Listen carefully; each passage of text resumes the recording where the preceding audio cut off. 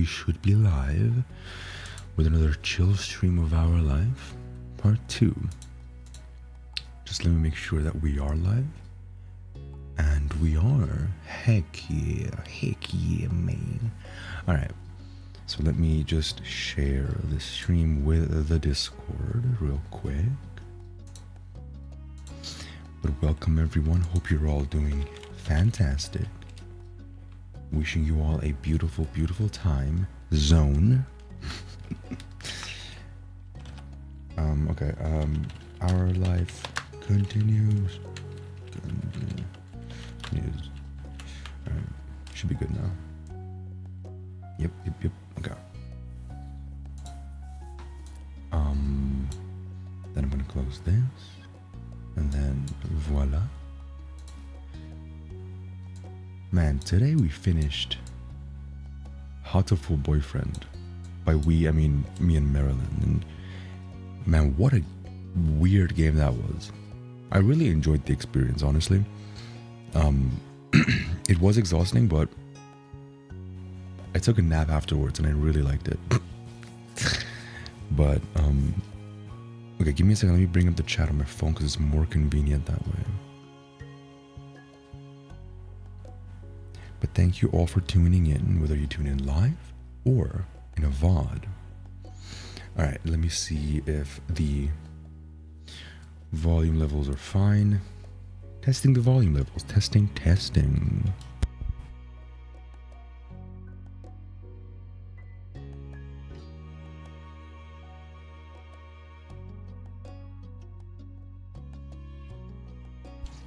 Alright. Seems good. Heck yeah, man. Alright.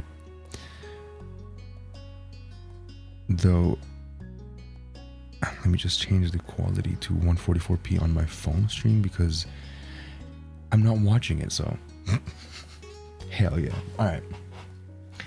So, the last time we played Our Life, we finished these 3, what are they called, moments. One of the people in chat, I think it was Exy maybe? Oh, speaking of Exy, hello. Hope you're doing well, Exy. But one of the people in chat was like, Caitlin was saying that they were made in order in mind, even though you can kind of go out of order. And so I guess if that's the case, we will continue with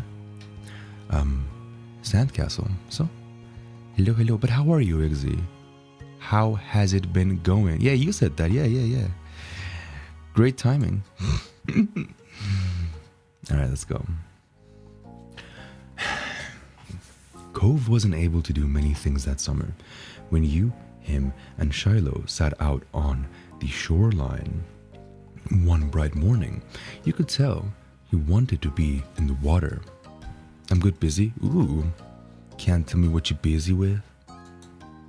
Which is totally fine, of course, but... But there was no way he'd be swimming anytime soon. Not with his cast. The waves washed a single shell to shore. A single shell to shore. Glittering in blue. Another reminder of the places he couldn't go. Bing, bing, bing, bing, bing. Anyway. Wait, did I read everything? Yeah.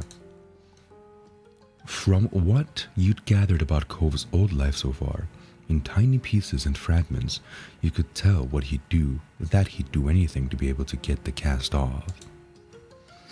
Even cut it off himself, if he could. You thought about how the summer last year must have been totally different from this. His summer last year, with his old home and his mom and dad.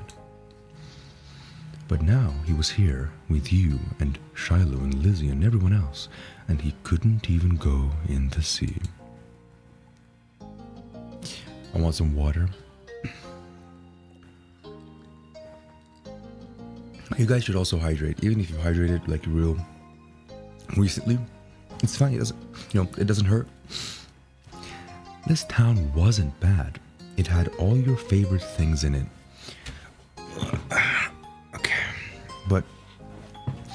Sitting there on the same beach you'd grown up on, you could understand that not everybody else felt the same way about Sunset Bird as you did.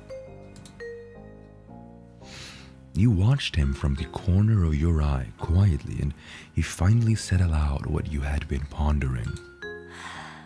I wish I could go in.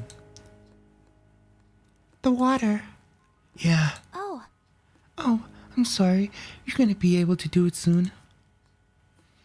Cove only sighed in response. Apparently, soon wasn't soon enough. It's so pretty, the ocean. And huge. There could be anything out there, like mermaids. Yeah. Okay. If you didn't have a cast, I wish you know this. I don't really. Swimming might be fun if we could. I'm sure here on land. I'm fine here on land. Mermaids are real. Swimming might be fun if we could. I don't know. Does it matter? I'm gonna say I wish you didn't have the cast, or swimming might be fun. I'm gonna say swimming might be fun. But it's not like there's anything we can do about it. Obviously not interested in hearing much more of your input on the situation, Cove turned back to the water. But as he looked away, something about Shiloh's slow, careful movements caught his eye. Hey, are you building a sandcastle? Sort of. I was only playing around while you were talking. I'm listening. Maybe I could too. I've only made big piles before. It's really nothing special. I'm sure you'll be good at it right away. Well, Well, how do you know? How do you do it then? Shiloh's cheeks lit up. You could tell he was a little bit uncomfortable to have Cove's expectant stare on him. I'll play too. I love making sand stuff. I've never really made one before. There's nothing else to do. I've never really made one before, or I love making sand stuff. I probably have made one before, but I don't remember. So I was either really young, or it was an experience that was so, I didn't really do a great deal about it. That's why it didn't make a big impact on my memory, but I'm gonna go with the second one just to be honest. Okay. Cool.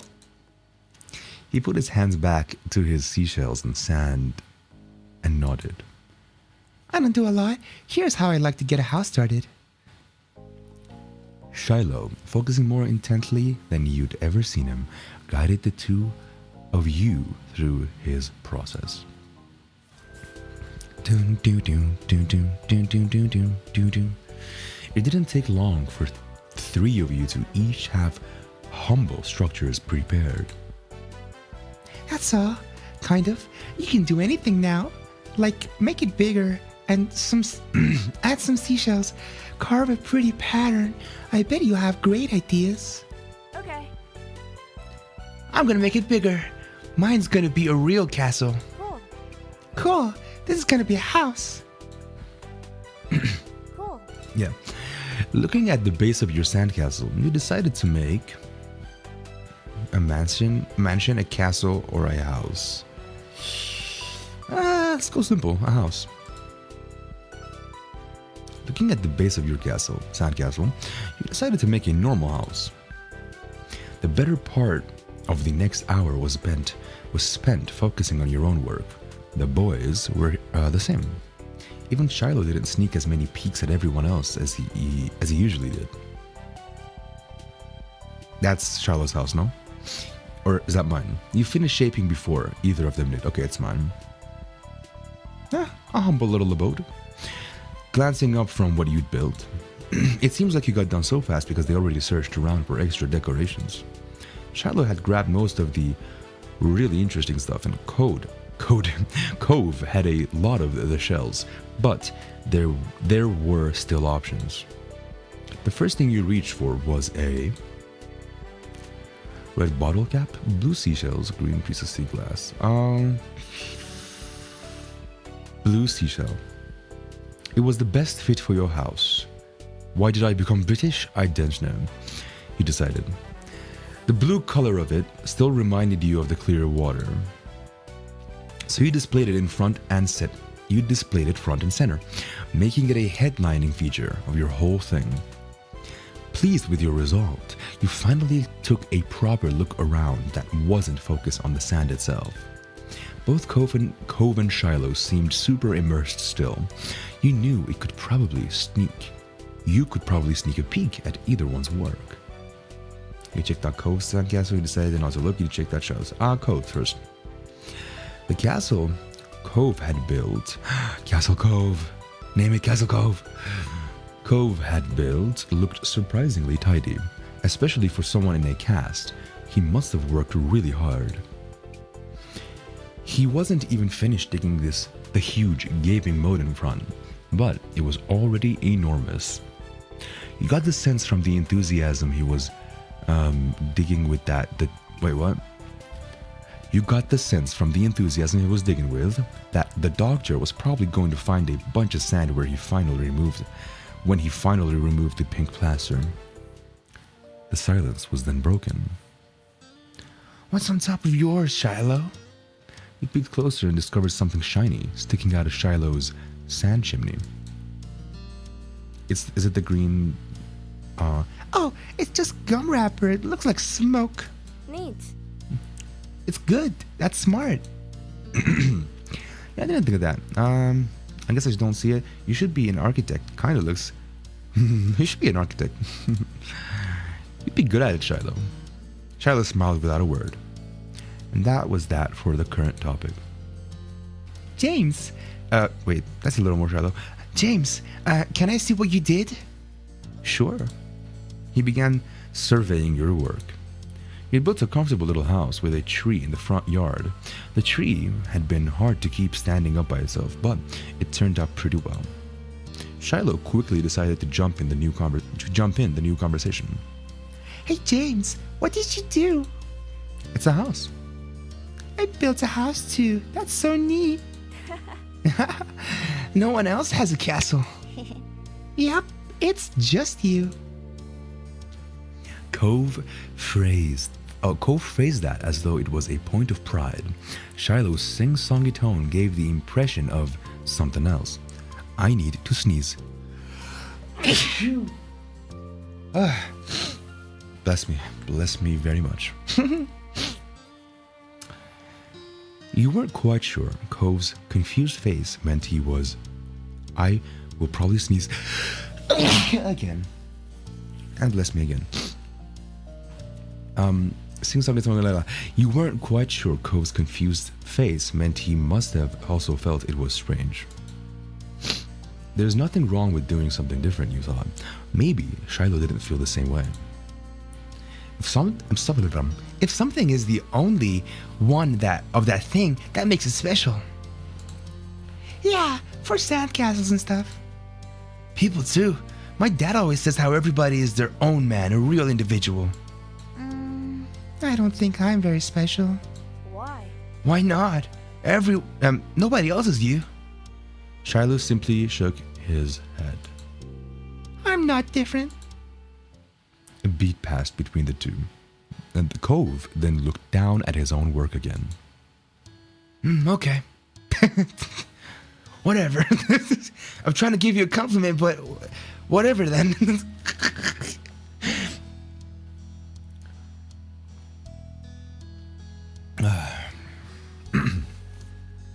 He didn't seem to be bothered leaving the disagreement hanging there. Cove had other things on his mind. My dad tried to get me to make sandcastles the first time we came to this beach. I didn't want to. Cove trailed off again. There was another moment of silence. Shiloh shifted and opened his mouth to say something, but Cove spoke up before he could. He didn't think he noticed that Shiloh was going to talk. Hey, do you know what happened when your moms met my dad, James? You cocked your head, thinking about it briefly. I wasn't there. They didn't tell me. I just remembered what happened when I met your dad. Are we going to tell him?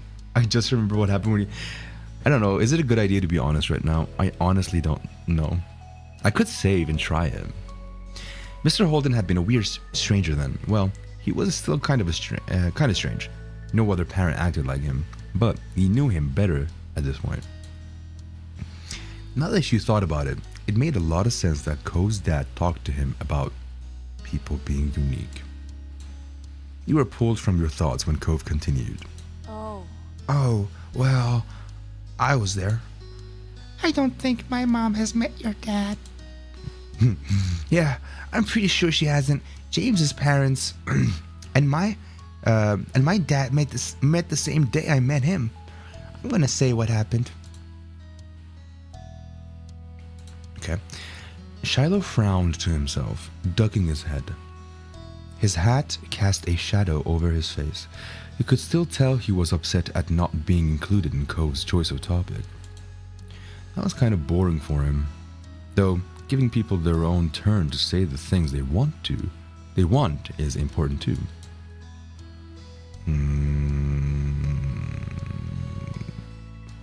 I don't know if this is important or not. I'm just going to save just in case. God, the user interface, or whatever it's called, is so nice in this game. It's so clean. Love it. I'm going to say Charlotte wants to talk. Huh? We were talking, just not right now. I'm talking to you. He can listen. No. Let's let him talk. Shiloh's expression barely flickered at the words. He still looked put off. Cove continued like the interruption hadn't happened. He was determined to tell the tale. When we moved here, we didn't bring a lot of things with us. Only some stuff that would fit in Dad's car. We didn't even get a moving truck. I sat in there while Dad brought it all aside. I didn't want to get out because I knew Dad would make me look around the new house. I really didn't want to do that. His lips twisted into a frown as he recalled that. Then I saw your moms. They were in a car too and stopped at your house. I guess they were coming back from somewhere or something. My dad noticed. He waved his hand, then went over to the front of your house where he started talking to them. Ooh. Okay, that's cool. I don't know what they said. I couldn't hear it.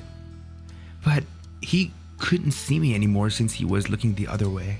So I opened the car door and left. I wanted to get away and went behind the houses. I found those hills there, the ones where we met for the first time. Cove nodded and stared at you. You stared back. He didn't go on to say anything more. What? That's all that you wanted to say? Wait, what? What the Cove's brow wrinkled like he didn't understand why you were surprised. I don't understand either, honestly. Huh? That's all that happened. Why did you want to tell the story if nothing happened? You really got to be better at telling the story. That was a pretty bad story. Thanks for telling me. Thanks for telling me. You're welcome. I'm not gonna... Listen. There's no need for drama here. Even if not much happened, you weren't gonna complain about knowing the story. Yeah, whatever. Shiloh's mouth twisted into a scowl of disbelief, but he said nothing. I don't know. I want to try a little bit of other stuff. So what if I say the second one? There was no point. Maybe Shiloh will be happier a little bit. But that was how our parents met. I didn't make the story up. That's not really my point. Cove just was not understanding the issue here. Shiloh's mouth twisted into, okay, so if Shiloh's gonna be, sad no matter what, I'm gonna just not upset Cove. Why'd you bring that up anyway? There was a slight shrug of Cove's shoulders. Well, Let's see, give me a second.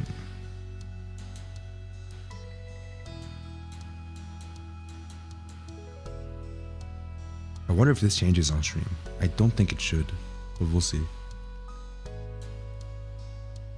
Oh, that's interesting. Okay, cool. Nothing. Don't worry about it, guys.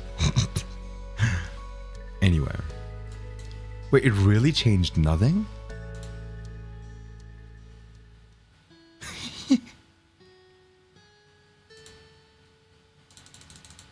I guess not, which is great. Anyway. I was thinking about it because of the sandcastle. It made me remember when I moved to here. No worries but curious. Not worried but curious. I know. It's really not a big deal, but I kind of want to keep you in suspense. Stay curious. Damn, yeah. Anyway. Dad showed me the beach first before we went back to the car to unpack. He was really excited about it for some reason. Cove's brows furrowed a little more as he quietly raked his hands through the sand. I get it. He thought maybe Mr. Holden wasn't that excited about the breach and was instead hoping Cove might be. Wait, what breach? Beach? What the fuck? No, I was like, what breach? I misread it. Speech. Anyway. But the line of conversation had come to its end. Even Cove was done with it. Some other topic had popped into his head. Shiloh fidgeting uncomfortably in the sand had made Cove aware of his presence again. They looked at each other, and you could only wonder what this might be about. Hey Shiloh. Yeah? You're always turning so... Why are you always turning so red? Even when nothing is happening. Oblivious Cove. Clearly startled, he jerked back. Neither you or Shiloh had expected that to be how he got included in the conversation again. Why you so red, bruh? I don't know, I guess. It's okay. I mean, it's kind of weird, but whatever. Shiloh's eyes were wide with embarrassment, and his lips twitched, and he was blushing even harder than before. Maybe it wasn't only this. Perhaps it was simply this last straw, but it was a big deal to Shiloh. A huge deal. He didn't just look sad, he seemed almost panicked. You weren't sure if he was about to cry or run away or what, but you soon got an answer. Why do you wear glasses? Most kids don't wear glasses, and nobody's named Cove. You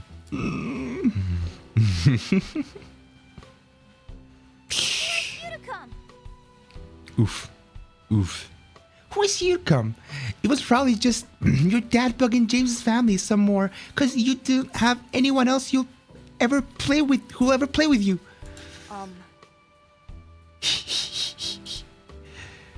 Uh-oh. Cove blinked. The tension on the beach was suddenly uncomfortable in a way you didn't know how to move past. It didn't seem like the kind of thing he'd get upset about, though. You hadn't ever known what kind of thing would bother Shiloh. I'm sorry. Me too. I was just wondering. Hey, let's build another sandcastle, guys. You tried to play on your own, no. Are we gonna build more? You nervously messed with the sand. I mean, honestly, all of them kind of result in the same thing.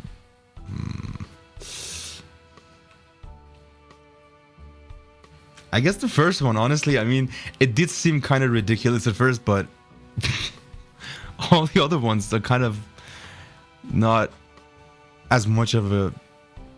They're more of a bad idea, so, okay. The day is going to be over soon, guys. James, you're right. The sun is going down so fast. You all went back to making more sand buildings, but the whole mood had changed. Yeah, I mean, let's not force it, guys. We don't need to keep building sandcastles. Shiloh's cheeriness was clearly gone, and Cove looked as confused as ever about why the other boy had blown up. The air stayed uncomfortable, and the rest of the afternoon, right up to the moment that Shiloh's mom appeared at the beach to take him home. At least you tried to do something to resolve it, though, and it seemed like it had helped. Even though Shiloh's smile when he said goodbye to Cove wavered, it stayed as bright as ever for you. That had to count for something. But with Shiloh gone and the sun going down, you knew it was time for you and Cove to head to your own houses. So you led the way on the path back home. The walk home was quiet. You passed by familiar landmarks, shoes thumping against the sidewalk in near perfect unison. Cove was clearly caught up in thinking about something. You asked Cove what he's thinking. Sure. You didn't want to leave it hanging in the air, so you decided to just ask. What are you making? Why are you making that face? Oh. I was just wondering. Cove fell silent again for a few more seconds, then sighed. Why'd Shiloh act like that when I said he was all red a lot? You were being rude to him. He's just being a baby. You shouldn't make fun of him. I don't know. It was just Shiloh. He gets embarrassed. You shrugged at Cove. I guess the first one, but not because of the red thing, specifically because of the previous thing, I think. No, I wasn't. It looked like that to me. And it wasn't just saying that one thing. You're not very nice to Shiloh. I didn't mean it like that. Shiloh was kind of weird to talk to. See? That's kind of rude. I guess. I can get it. Why he would do that. Sometimes I get really mad too. Despite seemingly coming to a conclusion, Cove's mood was still Despite seemingly coming to a conclusion, Cove's mood was still sour. What Shiloh said didn't make sense anyway. My parents always talk to other parents and set up stuff so their kids play together. My dad didn't do anything weird. Uh-oh. Yeah, he definitely didn't give me a $20 bill before, like, you know, hanging out with you and stuff. Yeah, no. You struggled not to make a face at that. His dad. His dad definitely did something weird to try and get you to sense. Yeah. But Cove didn't know that. Your dad does do stuff, so you'll hang out with my family, but Shiloh shouldn't have said that. You decided to tell him about how his dad offered you money. I don't know. Do I tell him or no? I don't know. God damn it. Nobody's making me spend time with you. That is true. I'm not spending time with you just because of the $20. You know. But I'm gonna save anyway. Are you sure? Yeah, save it there, yeah. I want to try to tell him about the money just because I'm curious, you know, and I can just go back. Well, remember how you talked about how our parents met and I didn't know what happened? Yeah? I kind of had something happen that you don't know about when I met your dad. As you struggled to find the right words, Cove looked at you passively. You met his gaze even as your stomach twisted itself into knots. I was walking home and your dad was sitting in front of the house. It must have been after you ran away. My moms weren't there either. I think they were looking for you.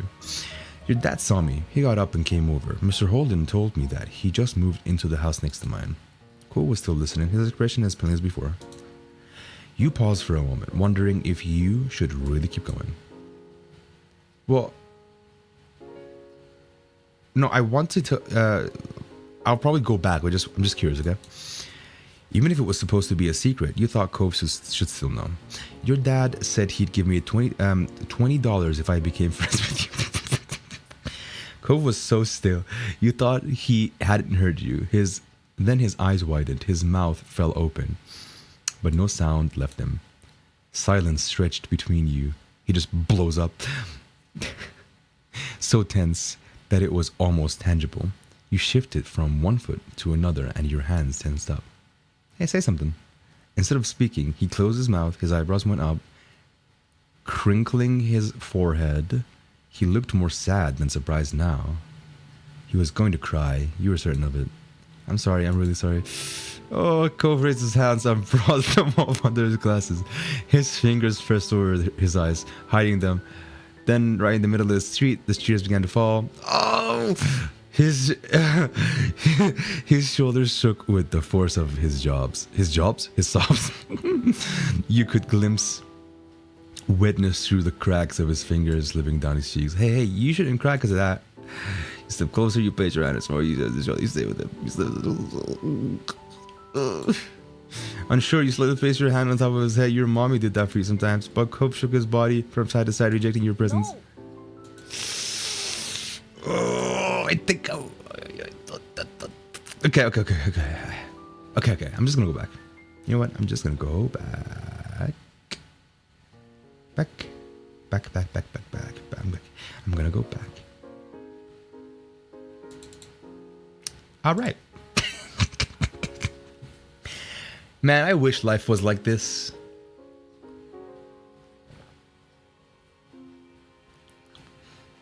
Cove's shoulders relaxed. You hadn't even noticed that he had tensed up. Yeah, that's what I that's what I thought too. Anyway, I know the whole time Shiloh shouldn't have been saying things like that. I knew the whole time. Okay. You nodded, but you didn't speak. You kept your eyes firmly on the ground. By now, the two of you were on the sidewalk near your houses. It was time to part ways. Bye, Cove. Your parents hadn't planned anything else for you, though you knew that.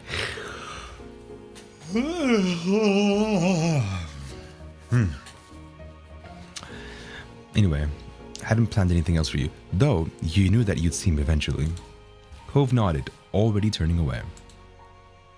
Bye, James. You made your way to your house at a leisurely pace, going up the driveway to get to the front door. Before you went inside, you looked back. Cove was halfway to his house, his hands shoved into his pockets. You still felt a little unsure with what you were supposed to do about the deal Cove's dad had offered. You didn't want to say something bad or something you shouldn't. Yeah, like honestly, This dude made everything weird, man. Like, why did you have to offer money? Why couldn't you just be like, hey, I got a son, and, you know, just hang out with him. Like, you don't need to offer money. What is wrong with you? You just made everything so much more awkward than it needed to be. You might change your mind sometime. There was always tomorrow after all. But for now, it was definitely something that you keep to yourself. With a final look, you went inside your house. All right.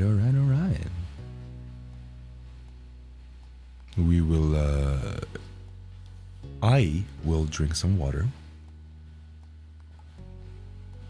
Man, this game is so chill.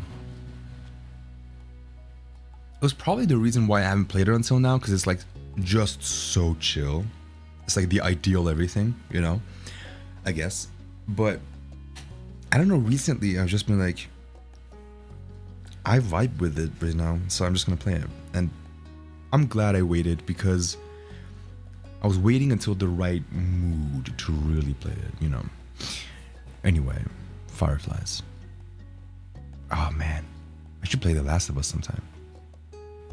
But not soon. I don't know why not soon, but I don't feel like it really. Plus, we got a bunch of series started already, and like I want to finish those, and that takes a while. All right. Anyway, all right, tonight we're going to catch fireflies. At this blunt declaration from your sister, you locked up from your macaroni and cheese dinner. Man, macaroni and cheese is delicious. Ugh. Anyway, fireflies were a familiar sight over summer, coming out on warm nights to dance through the sky. Thought? Yes, thought, yes. Tonight was particularly balmy. You knew there were bound to be a ton of them around. Oh, are you... What? What do you mean?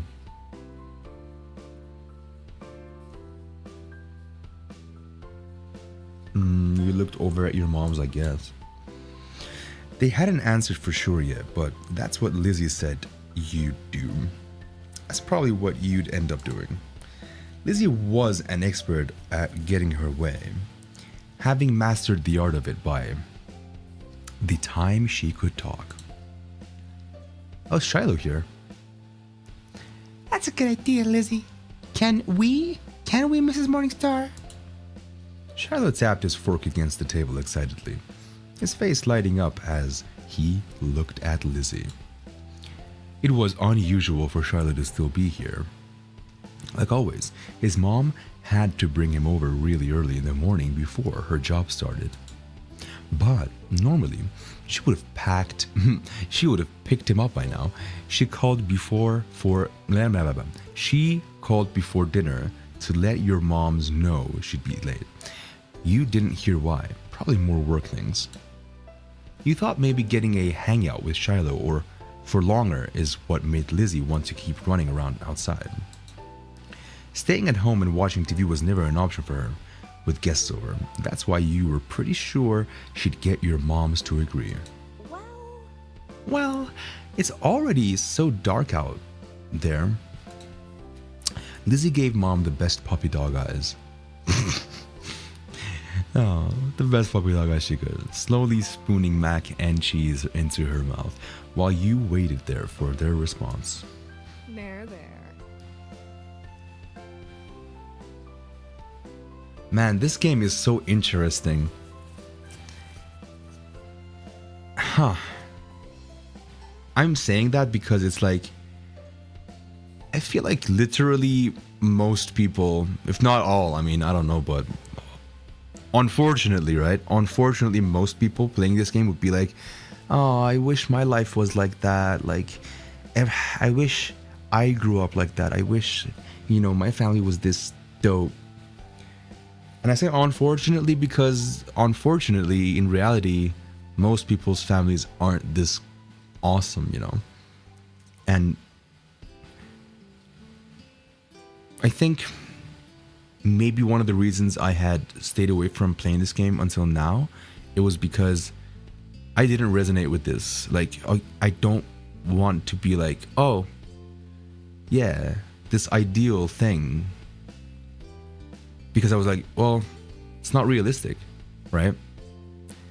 But I think now that I'm kind of in this period where I'm having this craving for nothing, really bad happening, this kind of feels nice. Like, don't overthink it, just enjoy the ideal vibes. Interesting.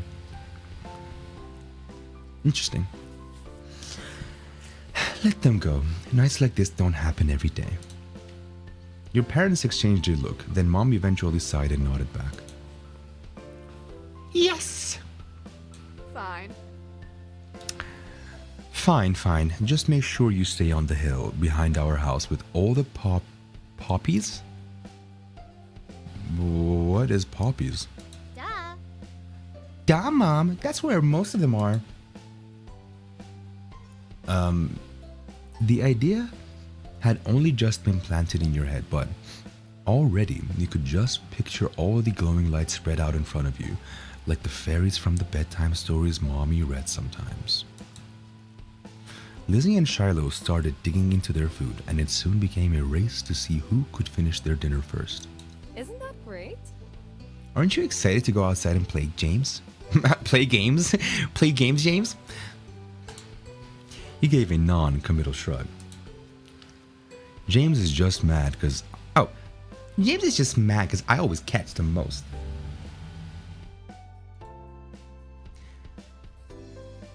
Lizzie boasted proudly, her mouth full of food, and Mom gave her a stern look. Elizabeth? A knock on the door interrupted Mom before she could no doubt scold your sister. I'll get it. Goodbye, Eggsy. Best of luck with whatever you are busy with. I hope it's a positive thing. Mwah, mwah. Have a good rest of your time zone. See you later. Your big sister jumped out of her seat and ran over to the door, pulling it open without even looking out the window to see who it was.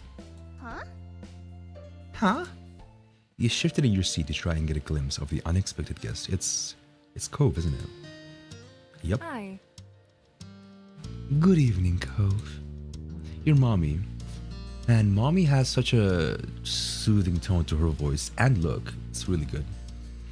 Your mommy had already walked to the door by the time you managed to see past Shiloh's flappy hat. Cove? Why is he here? Had your parents invited him over? Did they give him 20 bucks? Perhaps 40 this time. Double the deal. You certainly hadn't heard anything about it. You tried to catch Cove's eye, but he was too busy staring at the ground in front of him. Going back to shovel a forkful of macaroni into your mouth, you kept one ear on the conversation. Then, for a few seconds, Cove said nothing. He only stood there and looked up at your mommy with a face. Mommy with a face, almost like he was considering turning around and leaving. My dad told me to drop this off because I guess he borrowed it from you.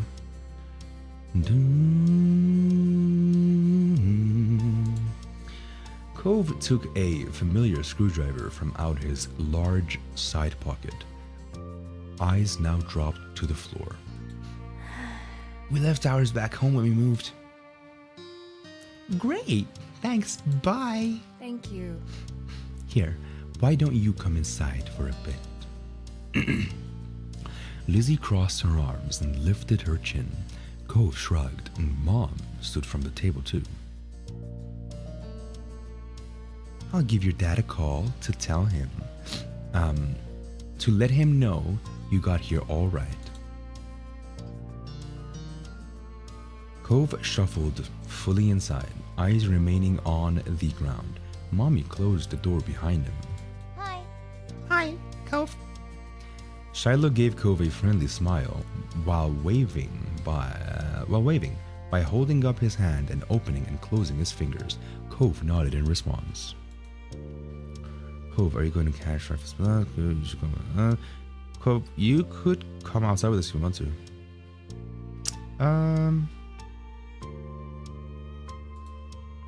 You could see Lizzie eyeing you for mentioning the excursion to an outsider, but she'd get over it. If Cove said no, you'd understand though. Catching fireflies wasn't something that everyone liked to do. Okay. I want to see them. I've never caught one before. It's too bad he didn't have a chance before now. The fireflies weren't out when he first moved in, and there must not have been any where he used to live. He can't go until after dinner. Oh, we can't go until after dinner.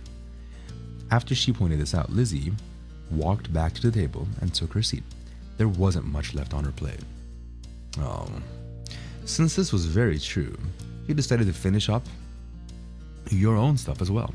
Cove stepped closer and eyed what was on the menu for your family's meal. Have you eaten yet? Yeah, my dad and I ate earlier. What'd you have? Eggs. The clipped one-word answer seemed to discourage Shiloh from asking any more questions. His eyes slowly wandered back to the last scraps of food on his plate. Her phone call with Cove's dad must have ended because your mom came back into the room. Okay. Cove, your dad said you can stay for a little while if you'd like, but he's going to come get you before it gets too much later. Sure. Fun. Ooh, fun. This will be so nice. As you polished off the meal, you hoped it would be two. The three of you all finished eating shortly after, and Lizzie led the way outside. Remember, don't stray too far. It's fine, Mom. Shiloh trailed so closely after Lizzie, he was nearly stepping on her heels. Cove hesitated at the door. Come on, let's go. After a moment, he did. Bye. Bye, children. The two of you were a good 10 or 15 feet behind Lizzie and Shiloh by the time you walked outside. You pushed the door shut behind you, watching their figures get farther and farther away. Hey, hey, hey. Hurry up! Okay, jeez. You're so slow, James. We don't have all night. You started to run when you heard Lizzie's voice calling you, but paused when you saw Cove still walking at a relaxed pace. You're not gonna come, he's on along, you walked with him, you waved at him to hurry, he ran off. You tugged him along. Come on! You gave his arm a pull, but immediately recoiled when he hissed. In your hurry, you'd accidentally grabbed his cast arm. Ooh, shoot. You hadn't thought about that. Sorry. It's fine, just go by yourself. You couldn't help but feel bad as he rubbed his arm and refused to look at you, but since it didn't seem like he wanted you there, you did what he said and hurried to the hill. Oh, beautiful. There were already a lot of fireflies out, glowing, bobbing about like... Whoa, what is that word? I want to see what that word is. B-U-O-Y-S? B-U-O-Y-S. Let's see.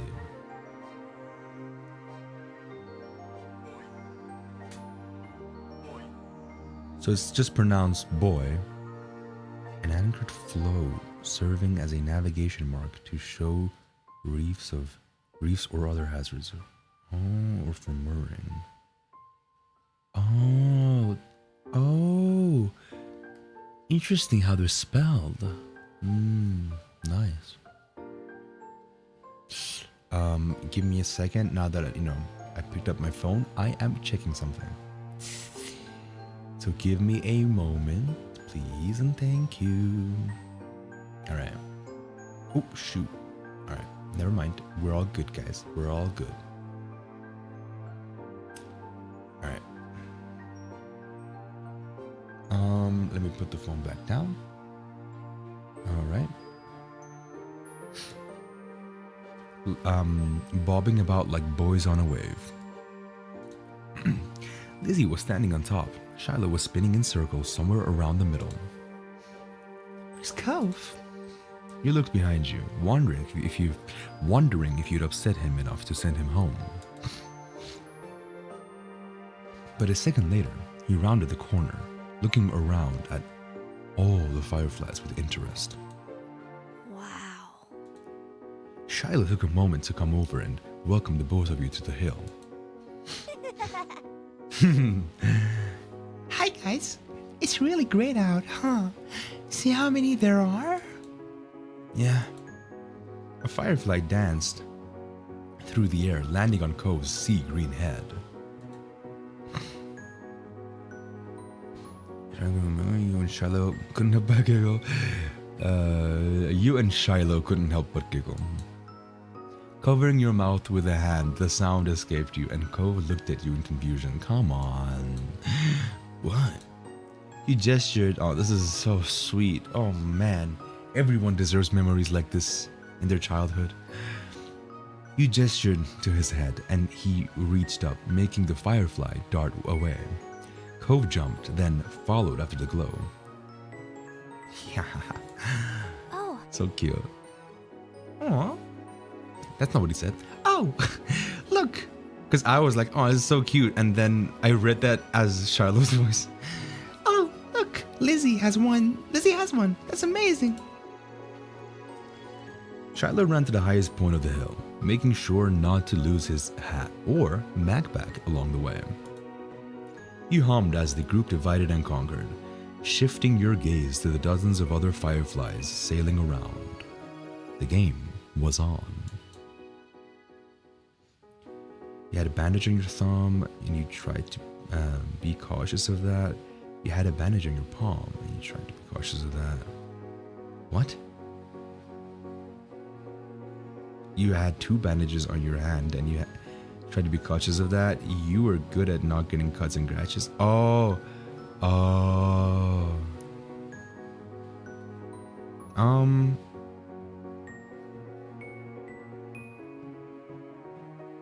I don't know. I guess let's not be too super many. So, first one.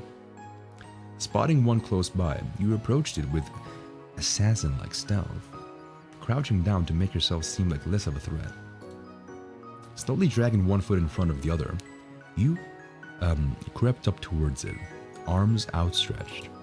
You closed your hand around the little glowing orb, careful not to crush it. The firefly landed on your palm, almost docile, and you stared down at your prize in delight. Its tiny legs tickled your skin, and you giggled at the sensation. Cove kept up with his own target, but when he tried to grab it, his pink cast waved awkwardly through the air, foiling his efforts to clap his hands around the firefly. Cove watched it vanish into thin air with a dissatisfied expression on his face. You encouraged him to try again. You told him, you made a joke about what happened. Your own things. I encouraged him to try again. There are plenty more fireflies. You can try again. Cove didn't say anything. You thought he must be upset. He walked further up the hill to continue his hunt, and you let your own firefly flutter back into the air. That was fine. You had your own plans. You decided to collect more. You decided to sit in the grass and watch. Let's just chill a little bit, okay? You quietly took a seat among the flowers. The others were jumping and dashing all about. You saw how many times they succeeded and failed, how Shiloh almost tripped a couple times. It was a dramatic show, though around you it was calm. The lights of the stars and fireflies surrounded you peacefully. It was a beautiful night. You laughed quietly to yourself as you watched the others, and Shiloh finally managed to catch a firefly between his small hands. His eyes lit up, and when he spread his fingers to take a peek at it, the bug escaped and flew off into the air. Oh, You watched as he pounced after it once more, but your eyes soon landed on Cove, who had failed to catch a firefly yet. You cheered him on, scared him, you waited to do it. Yeah, I cheered him on. Yeah. You can do it, Cove. Cove smiled at you for just a moment. Before returning to the firefly he had been trailing with renewed enthusiasm. Hell yeah. While Cove returned to hunting fireflies, you settled for laying back against the soft grass, watching the poppies swaying around you and the fireflies hovering against the vast sky. Oh, the poppies are the little flowers. Okay. Come on! James, Cove, get up here. We're gonna have a race. The shouting caught you off guard. It had been quite a while since you heard from Lizzie or Shiloh. You glanced over to see them both standing on top of the hill again, Lizzie beckoning to you with quick hand gestures. If she was like that, you knew there wasn't much room for disagreement. Up the incline you went. From the corner of your eye, you saw Cove was coming as well. He didn't care for Lizzie a lot, so you thought he might be intrigued just by the idea of a race. Give me a second, guys. Alright. And alrighty. Hi. Cove. Hi. Cove, you can't roll down the hill. You could hurt your arm again. You'll be the referee for the rest of us. As Lizzie pointed this out, Cove froze in place.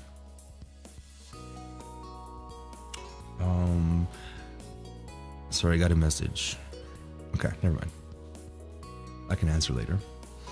Cove froze in place. Oh, it was that kind of race. He frowned down at his cast. That was the second time it got in the way tonight. What? Yeah, you'll watch and see who gets to the bottom first. That's important. Got it? I guess. The cast was sturdy. If he was careful, he could have done it. Lizzie might have just been looking for a reason to make someone else the referee, but it was already decided. You got into the position for the race. I'll stay with Cove. No, let's get into the position for the race. I mean, you know. Right? I don't know. What was the other option? No, okay. Unless that's a bad choice, in which I am going to go back. Satisfied with this, Lizzie moved to lay down. And Shiloh did the same. Cove stood slightly to the side to get a better vantage point. It seemed like he was taking his newfound referee duty seriously. Okay, good. Countdown. You quickly got into position as well, resting on your side in the grass and tucking your arms close to your chest. 3, 2, 1, go! The three of you took off, letting gravity do the work and rolling at high speed towards the bottom. You squeeze your eyes shut, a delighted laugh leaving you, and consequently allowing a few blades of grass into your mouth. You sputtered, reaching up to wipe them away. It threw off your balance and sent you careening sideways.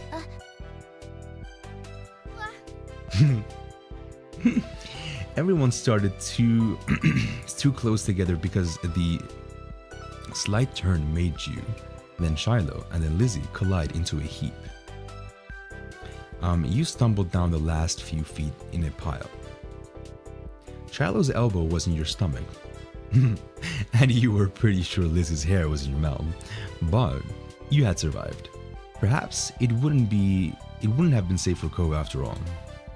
You could hear him laughing in the distance. Did I read that? Yeah. When you opened your eyes, did I read all of that? I meant. Anyway, when you opened your eyes, you saw the starry sky above, and Cove still on top of the hill, staring down at the three of you with an amused look on his face. Hey, cool crash. I think Shiloh was the first one at the bottom. See, it's good then, right? Because now Cove is safe, right? So if Cove was, tumbling down with us, he would have maybe hurted himself, and it's good.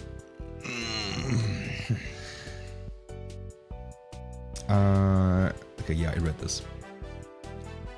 That didn't count. We need a redo. Come on, Lizzie. Don't be like, we need a redo. Come on, please. Just let the moment we go and cool and good and stuff. Kids, it's time to come in. Yeah, yes. No. You sighed, not knowing if it was from contentment or exasperation, and closed your eyes again. It had gotten late and was beginning to feel a little bit chilly as you made your way out of the hills, but the cold in the air hadn't dampened anyone's spirits. The four of you walked back home together side by side down your neighborhood street, discussing the evening, with each person trying to prove that they were the one who caught the most fireflies. You knew that whoever really did catch the most didn't matter much anyway. All that mattered was that you all had a good time, which, judging by the smiles on everyone's faces, you did. Yay! Ooh, we finished the main stuff, and we just we're basically left with the DLCs, which I don't really know what the difference is. Like, do they not matter as much as the first ones? I'm not sure, right? They should matter as much, right? Because they're the same. Maybe it's the difference between the paid version and the non-paid version. Anyway, I'm gonna save. Let's not make it. I don't know. The third one, I guess. And I'm going to take a little bit of a break. And because I need to refill my water. Maybe get some tea if we got it. But if not, it's fine. Don't worry about it. Or maybe I'll make some. That's a good idea too. All right. Anyway, let me put on a song so that we can go on break. Let's see. Ooh, we got a new subscriber. Amy Lucio. Thank you for subscribing to the Morningstar Society YouTube channel 58 minutes ago. Ooh. If you do watch this, let me know if you heard your shout out. That was interesting. All right.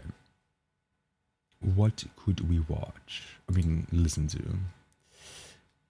It's all really, chill and stuff right now in the game, right? So let's listen to the Golden Hour cover that I made with my friend Sully. So here we go. I'll be back after this song. Hopefully.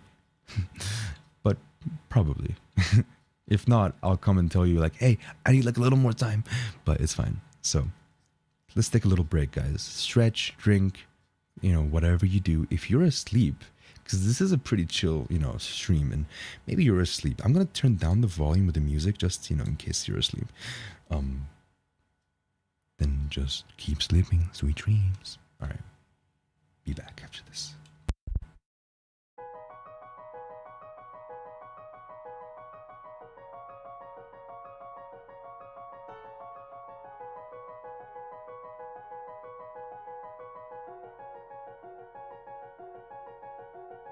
It was just two lovers, sitting in the car, listening to Blonde, falling for each other. Pinky Norris guys, feeling super childish, we don't look clever. Missed call from my mother, like where you at tonight, got no alibi. I was all alone with the love of my life. He's got glitter for skin, my radiant beam in the night. I don't need no light to see you shine. It's your golden hour. You slow down time in your golden hour.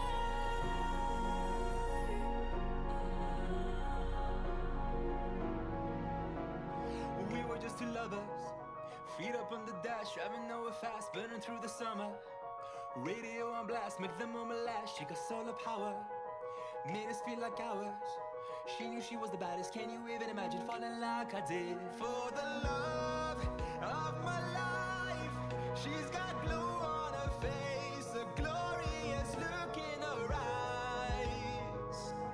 My angel of light, I was all alone with the love of my life. She's got glitter for skin, my radiant beam in the night.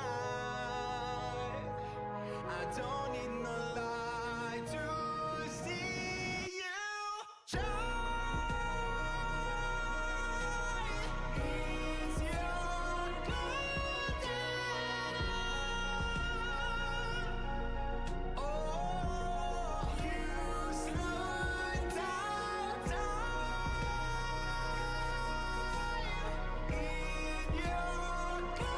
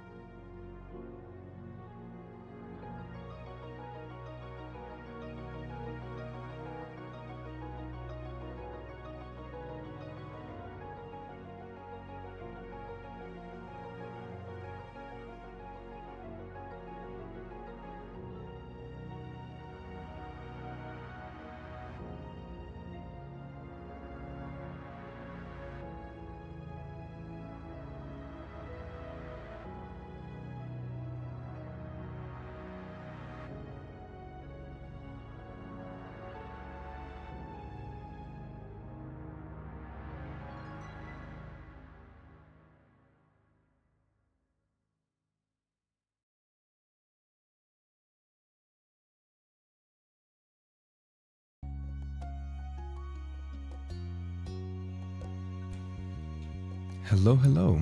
Welcome back, everyone. All right. So, if you are even a little bit curious about what I got when I was, on break, yes, I was like, you know what? Screw it. Let me just get the black tea. And so, I got the black tea. All right. I wonder something. Because I got also like sugar cubes with me to have it with. And I want to see if there's any difference. Like, let me see. Okay, there's a little tangent, but it's okay. A difference between sugar cubes and sugar.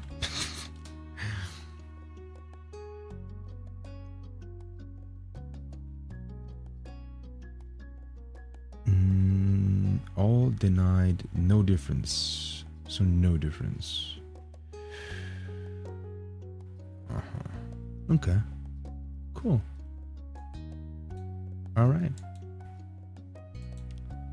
That was your little trivia for today. Apparently, no difference between sugar cubes and just sugar. Which one could think it's obvious, but I don't know. Because sometimes, like when the structure of something changes, there's some minor differences, but apparently there's no difference. All right. So, do we do the DLCs, I wonder? I mean, it's kind of weird not to do them if I got them, right? But which one? I mean, barbecue, runaway, sleepover, ghost. I could just go in order and stop overthinking it. But at the same time, I don't know.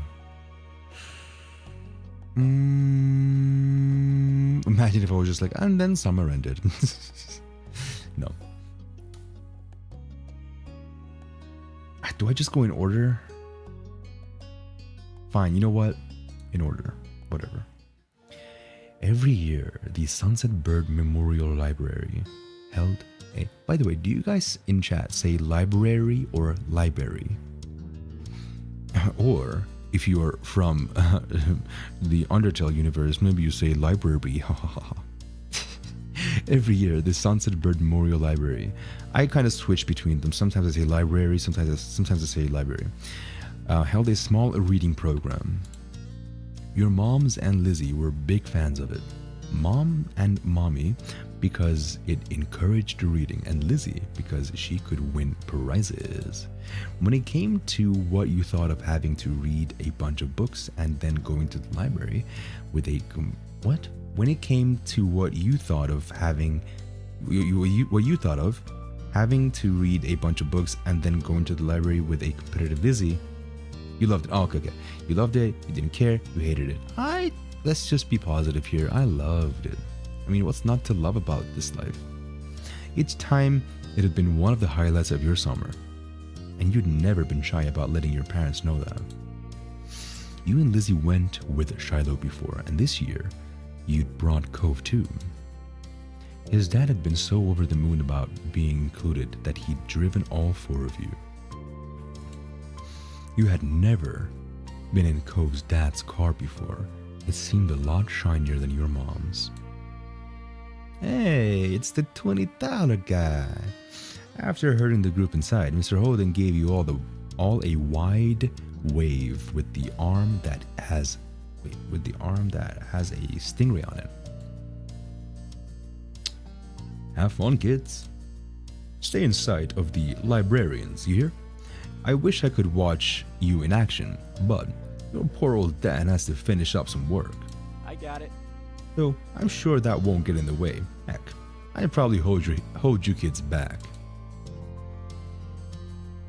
There's pointedly no reply from his son over what was likely meant as a joke, as only a joke. Cove's dad seemed to deflate a bit. I'll swing around again when this shindig ends. Yeah, you can go home now. Aw. Aw, you don't have to throw me out the door. Why are they upset at each other? Well, why is Cove upset at his dad? Your sister, already in full competition mode, cut him off. For once, Cove looked grateful she was there. Come on! We have to go find a table, Mr. Holden. You can talk to Cove after when we win. Okay. See you in about an hour. Have fun. I did say that already. Oh, did I say that already? My advanced stage is really catching up to me now. Haha. Bye. Ooh. Bye, son. Where are they? What's happening? The four of you watched him shuffle out of the library, glancing over his shoulder at Cove more than once. Bye, Mr. Holden. Thank you for bringing us. Thanks, Lizzie. I don't know what you're thanking me for. Are you copying Shiloh? Distracted, Cove was already glancing around the gigantic library. I want to go explore. What? I said I want to go look around and see what's in here. But the quiz starts soon. That's why we came here. Wide at the first signs of conflict, Shiloh's eyes darted between Lizzie and Cove. Then you can do it without me, right? You don't need a bunch of people. Didn't your dad say to stay with the librarians?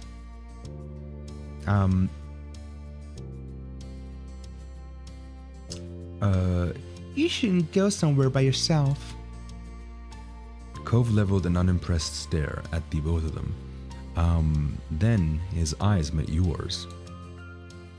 Cove's idea is more fun. I'll stick with Lizzie. Oh my god. The thing is, I want to be with Cove because he is down, and I want to be like, hey, what's up, dude? Go over to Cove. Go over to Cove. I don't know. Let's see what happens. You walked over to Cove, averting your eyes from Lizzie. Seriously? Wait, I didn't mean it that way. Cove's idea is more fun. I'd rather go exploring. I guess the third one. Seriously? Seriously? Well, then it doesn't matter.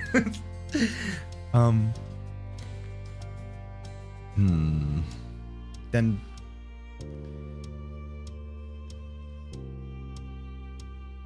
The third one, I guess. Let's just say something. It's better than just being quiet and just walking to Cove. Seriously? Cove looked surprised but happy at the same time. You talked about how much you enjoyed this on the ride over, so he probably hadn't been expecting you to side with him. Fine. Let's go, Shiloh. Okay. Her arms folded. Your sister stormed off. Shiloh had to race to keep up with her. She cares a lot about that. Yeah, Lizzie gets really competitive. I can tell. Since you've been here a lot before, we could play hide and seek. Hide and seek? Not exploring? Yeah, if I'm searching for you and you're searching for me, we'll really have to look at everything. That's a great idea, actually. That's a great outlook. I like that. You weren't entirely sure of how effective that would be, but couldn't say he was totally wrong. No, I think it's... Well, I mean... Actually, now that I think about it, it's like you're not really paying attention to what's your, what your surroundings are, so maybe it's not really a good idea. I don't know. We'll try it out. I'll head first. Decision made. Cove took off toward the back of the library. You'd already agreed to play with him instead, so you covered your face and waited for 10 seconds. When you looked up again, he was nowhere to be seen. You glanced over toward the way he went. Cove hadn't had much time to hide, but he was already invisible. The place you decided to check was...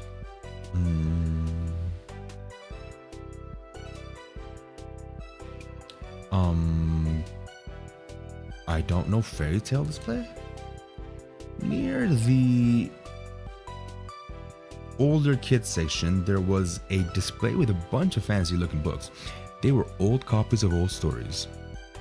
Leaning over the Hans Christian Andersen section, hand resting on the glass above the Little Mermaid and Thumbelina books where you peered into a tiny corner. Wait, I found him? Wait.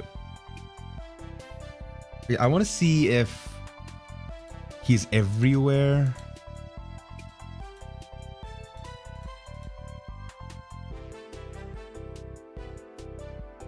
Wait. This wasn't where Cove was, not originally.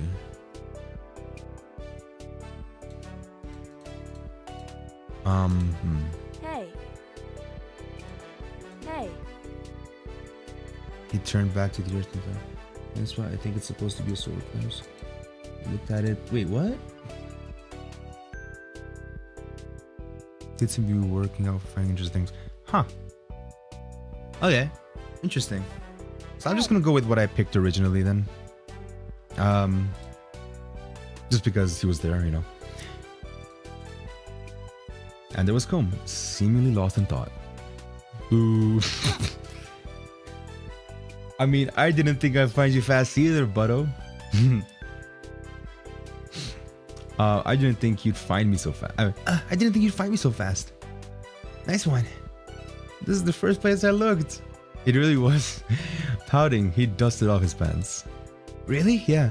Really. Okay. Your turn now. I'm gonna cover my eyes and count to 10. I promise I won't peek. While Cove had his eyes securely behind the palms of his hands, you went to go hide. Now, as I'm hiding, I would like to drink some tea.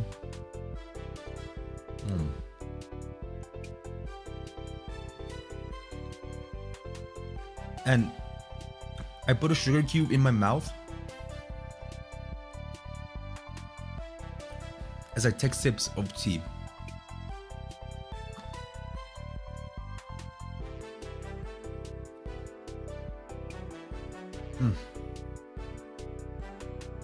This is, if you're unfamiliar with it, it's a Persian way of drinking tea.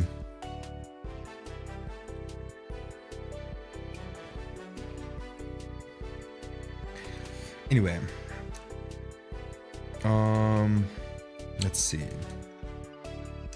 By the fire awareness station near the stuffed animals, under the giant piece of fruit, by the outlaw poster in the fantasy section, near the toddler books. I mean, does it matter? But let me see. If I hide in the fantasy section, it's gonna be repetitive. The outlaw poster. Oh, the toddler books. Maybe you won't look. What? Fine, just go outlaw. You hid in the tiny alcove across from a gigantic poster of a woman named Kissin' Kate. Kissin' Kate. That's interesting. Waiting for Cove to find you, hidden from view, you looked across at her wide smile. Kissin' Kate Barlow. She and her bright red gleaming smile seemed exactly like the kind of outlaw that Lizzie would think was cool. You mulled over the idea of showing your sister this new poster. She hadn't seen it before, but Lizzie wouldn't want to be dragged away from the thing she'd come here to do. And besides, she was probably mad at you for going with Cove. Suddenly, his head appeared directly in front of you. Found you. Oh wait. Ugh, that scared me. Sorry. He glanced over his shoulder to see what you'd been staring at. Cool. I like her lipstick. Yeah? Yeah. Yeah, like a poisonous fish. He stared at her for a couple seconds longer, then glanced back at you. All right. It's my turn again. Start counting so I can go pick a spot. Okay. Cove darted off before you even had a chance to fully close your eyes. I mean, this way of hide and seek is, I think, a good idea to explore. One Mississippi. When the time was up, he was long gone. Again.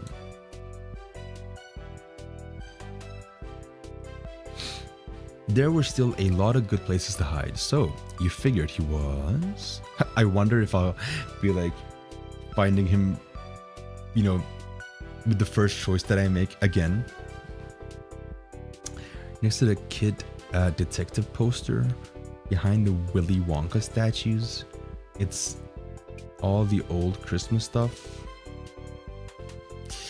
The library had left all of their Christmas things out, tucked away in a corner for months. It was the perfect place to hide. Wait, what? How am I so good at this? Cove, I'm sorry, but I feel like I don't know, there's just something about it. And sure enough, as you crouched down and peered behind the fuzzy green man with the word Grinch above his head, there Cove was. That was so fast. Me and Mr. Grinch were just getting settled. I know. I'm sorry. I don't know how this kept happening. You looked at you looked at the gigantic frowning doll. It seemed to be scowling at you the way it did at everybody all the time. All the littler kids are scared of him. So Shiloh. I'm not surprised. I don't think he's a little funny. What? He is a little funny looking. Let's keep playing. I can still win. I don't know, man. Maybe, I don't know. He put his hands over his eyes. Before you could run off again, a librarian approached the two of you. Oh, kids, I've been looking for you. Cove peeked between his fingers at the stranger.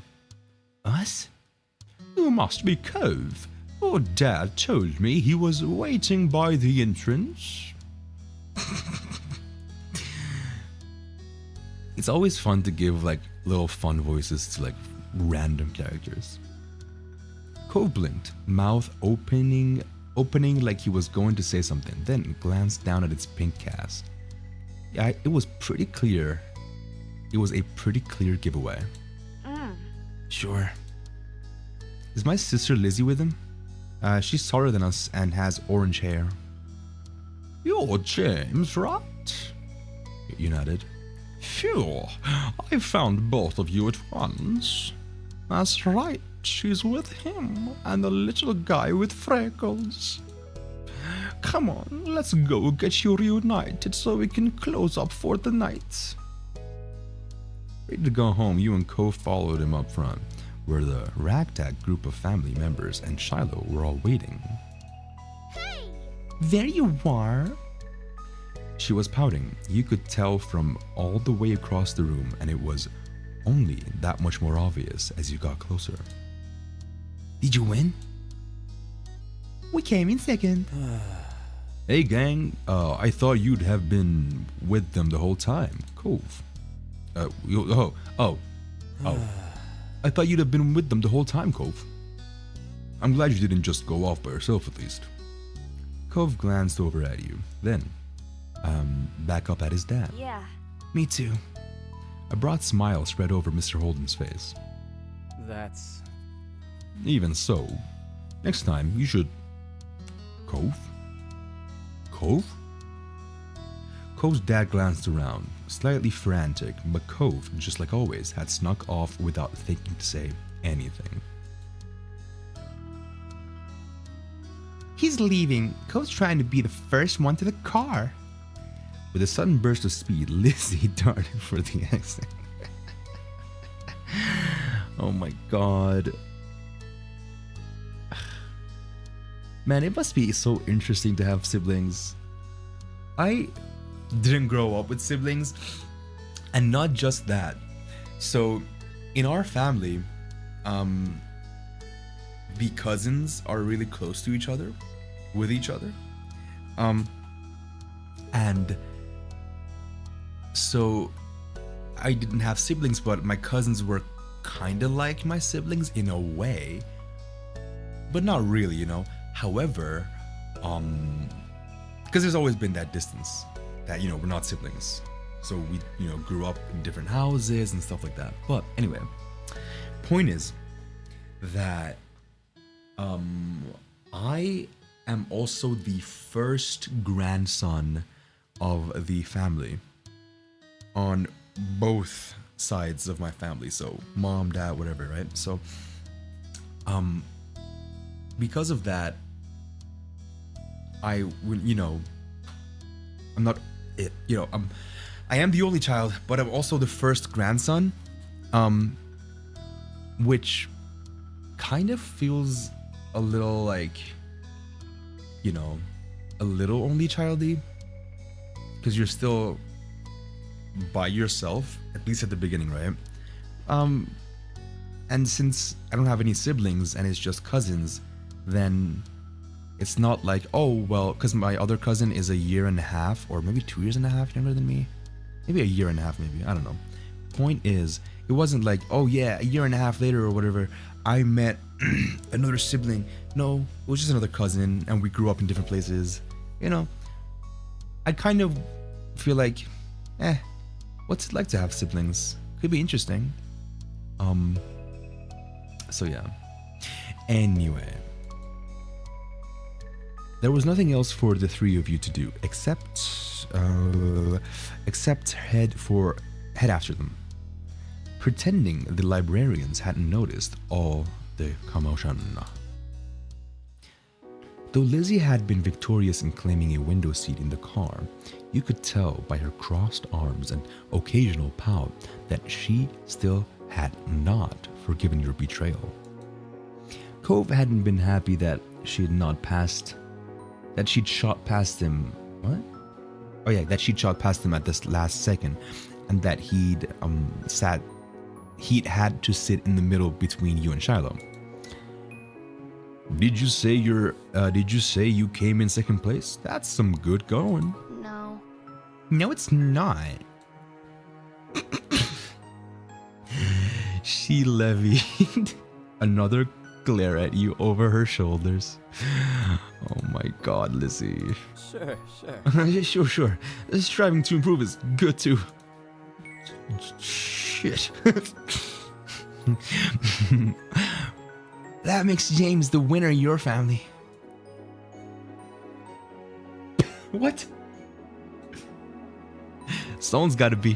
What? I'm confused. James kept finding me in our game. I lost. Oh. I could have done better if you had more time. Hide and seek with just 2? That doesn't even count as winning. Why not? What? Lizzie, you really gotta change this asshole behavior. Why? Why not? It's not special. There's no judges or prizes. Ugh. Come on, Lizzie. You eyed the seat that she fought so hard to win. That wasn't much of a prize either. Dad, Yes? You could see Cove's dad's eyes in the rear view mirror, suddenly attentive at his son's call. we need a prize. Oh, as a matter of fact, Mr. Holden focused intently on the road ahead as though a suitable reward to please Cove might appear before him. Right. Right. The big thing on the flyer for this was the chance to get a free pizza coupon, wasn't it? What I call up a takeout place and we can have pizza at home for dinner. Lizzie huffed, pulling her arms closer to her chest. Oh, Lizzie. Is Mom even gonna let you take a pizza from Mr. Holden? We'll see. I'll ask her. I'll talk to all of your moms about this. You whooped. Thank you. Thanks, Mr. Holden. Yeah, thanks, Dad. You're welcome. I do what I can. But you really should have stuck with the group. The quiz would have been fun. That was the plan when I dropped you off. We stayed together and didn't leave the library. I'm glad for that I am. Well, there's a lot of trouble you can get into even if you do have a buddy along for the ride. Just be careful next time. I worry about you, and I bet James's parents wouldn't want him to run off unexpectedly either. Okay, son? Okay. Okay. Cute. That's my boy. Now, enough guff from your old dad. Let's decide what kind of toppings we're gonna get. Okay. So, my personal favorite pizza toppings. Okay. It has to have mushrooms. The pizza has to have mushrooms. Or it has to have pineapple. I love jalapeno, mushrooms, and pineapple. Granted, I don't remember if I've had pineapple and mushrooms on the same pizza. They may not, work well together. Mushrooms and jalapeno work really well together. But jalapeno and pineapple work really well together too. I really can't pick between the two. Oh, I love pineapple on pizza and mushrooms on pizza. Oh my god. And jalapeno, of course, so good too. Ugh. What about you guys? Let me know in the comments below if you would want to. I would like to know. And hey, no judgment.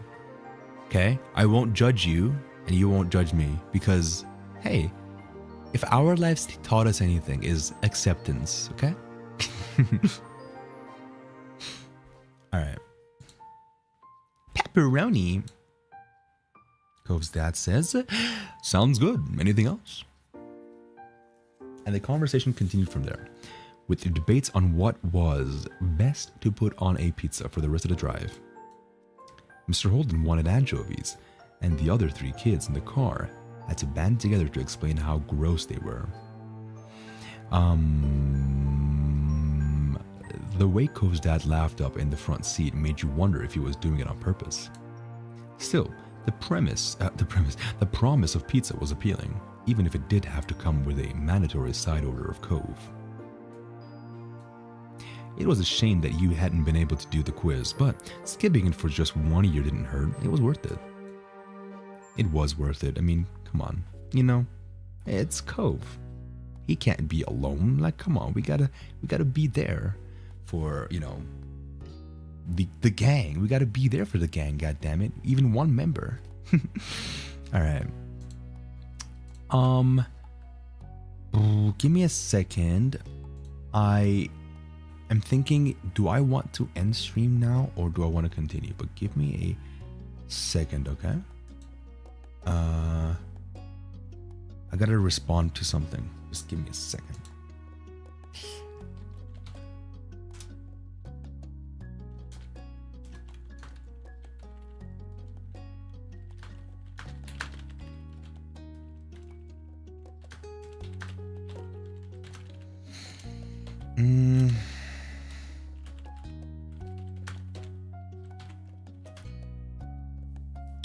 All right.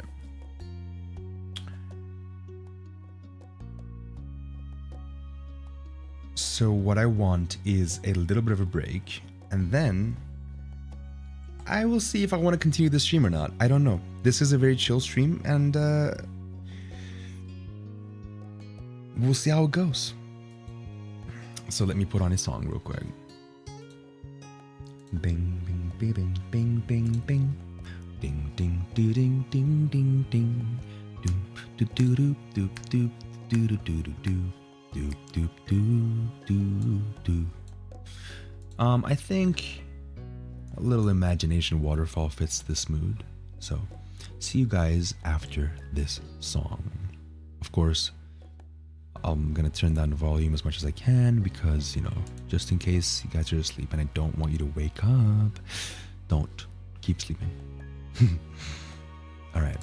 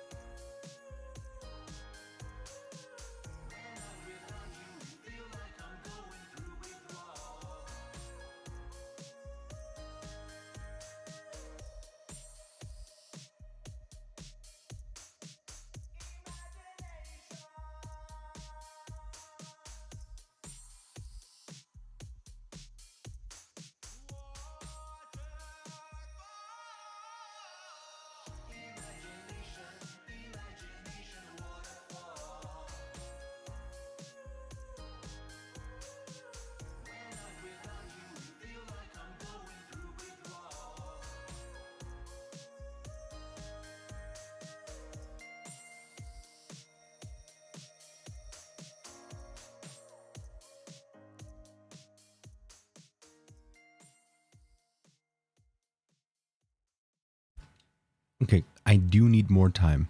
So, next song.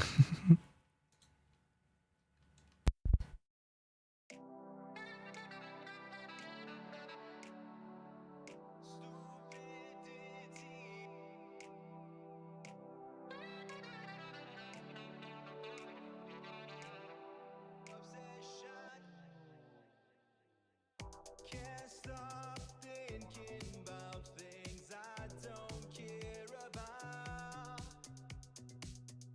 Wish it didn't fill me with so much pain inside. Hate how my brain cannot prioritize. Your stupidity's consuming all my thoughts. Saying to myself, don't want things so much. Got a work to do, but I obsess all the time. Wanna shut it all off and go live my life. But your stupidity's consuming all my thoughts. Don't obsess so fucking much. Must keep your peace of mind. Stupidity obsession is why you're feeling down. Feel like I live in another reality. Things you say you believe make no sense to me. Writing my therapy while my head is aching. 'Cause your stupidity's all I keep thinking. Saying to myself, don't waste your life away.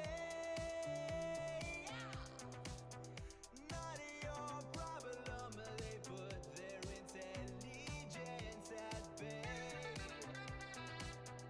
Brush it off and don't let your energy be drained.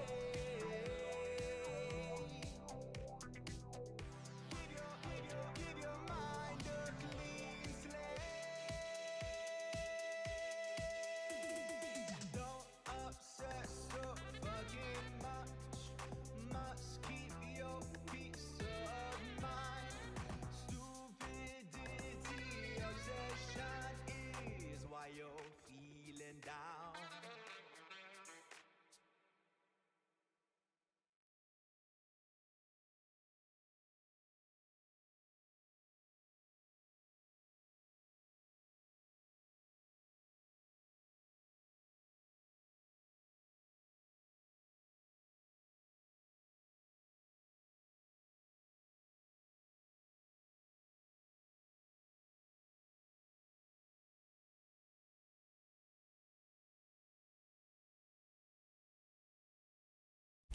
Okay.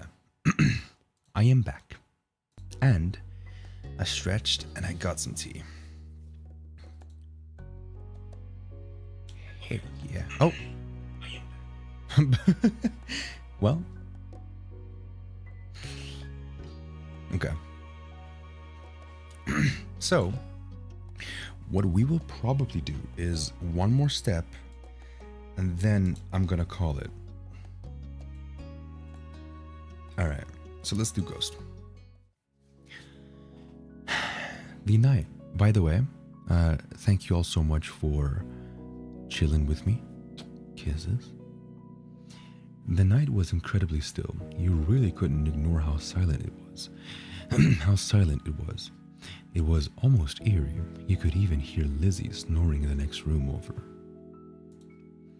It was hard to believe how much of a blur today was.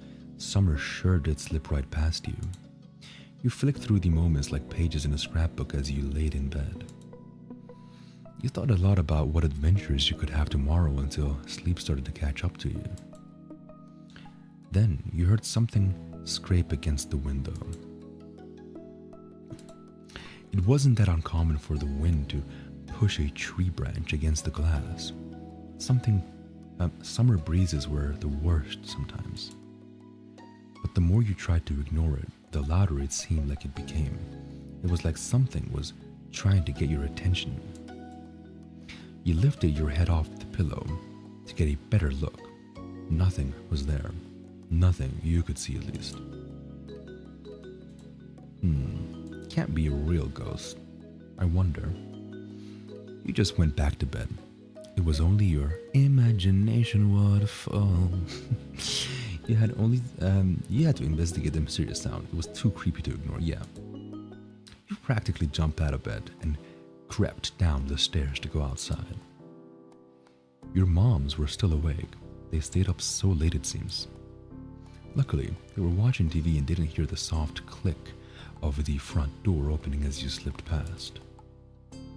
You looked around the neighborhood for a few seconds, checking over each individual house. Wait, really? It looked normal, but it didn't feel that way. I mean, it just looked, I guess, okay. It didn't, like, go out and see it, right? You knew you weren't supposed to be out here right now. Oh. Well, I guess I'm not in the street, I guess. It was exhilarating. It made you regret your decision. It scared you. Kind of scared me. You didn't know what had come over you. If something bad happened, no one would know where you had gone. The thought of that made your stomach tighten in fear. The ease with which you had slipped out only served to make you feel worse. Your moms didn't need to be vigilant because they had trusted you not to do exactly what you were doing. James, you're the ghost. Wow. You twitched at the sudden call, immediately calming down upon seeing Cove walking up to you. Wait, why are you outside? It was strange, and yet also completely normal to have him appear like this right now. What are you doing? I saw you standing around in the middle of the street from my window. Oh, wait, I'm getting a text from someone. Give me a second. Could be important.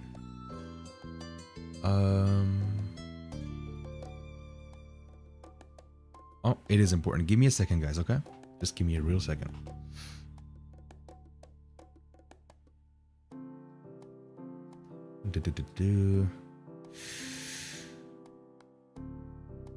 So, just chill with the music while I'm responding to this text, please.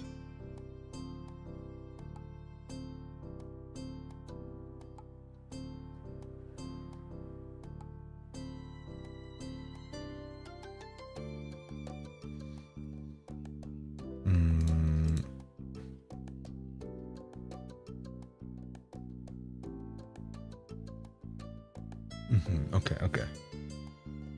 Yeah, it's some plans for tomorrow.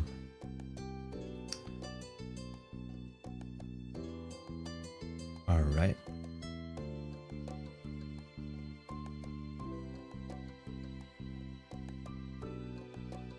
All right.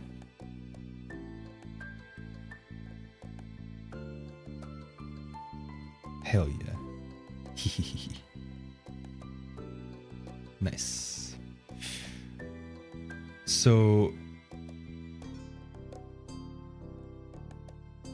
okay, cool. All right. The text ended pleasantly.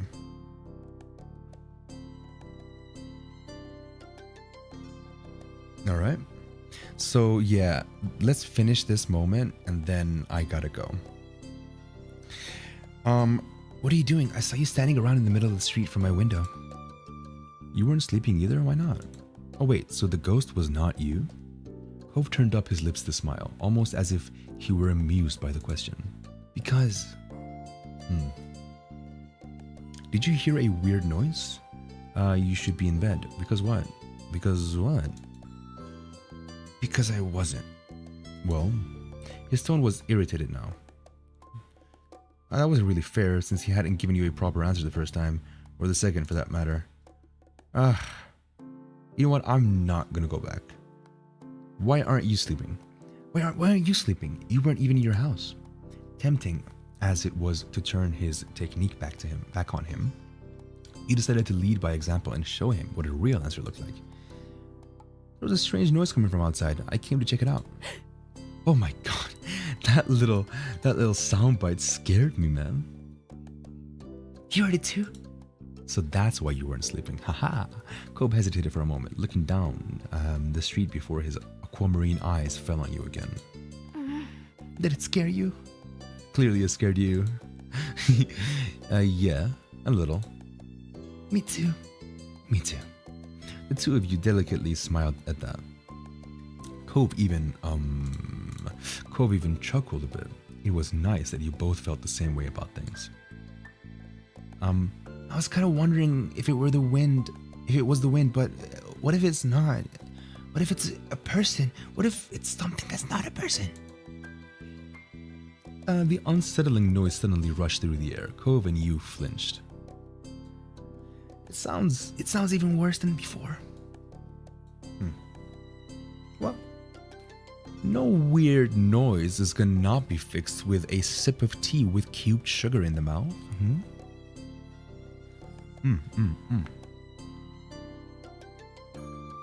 Heck yeah.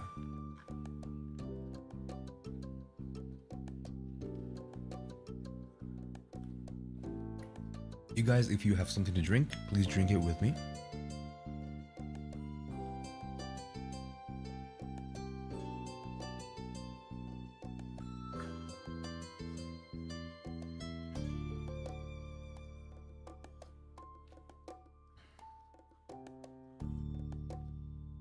All right.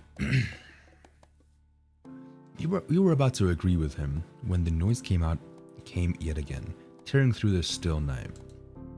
The two of you rapidly looked around, trying to find the source, but to no avail.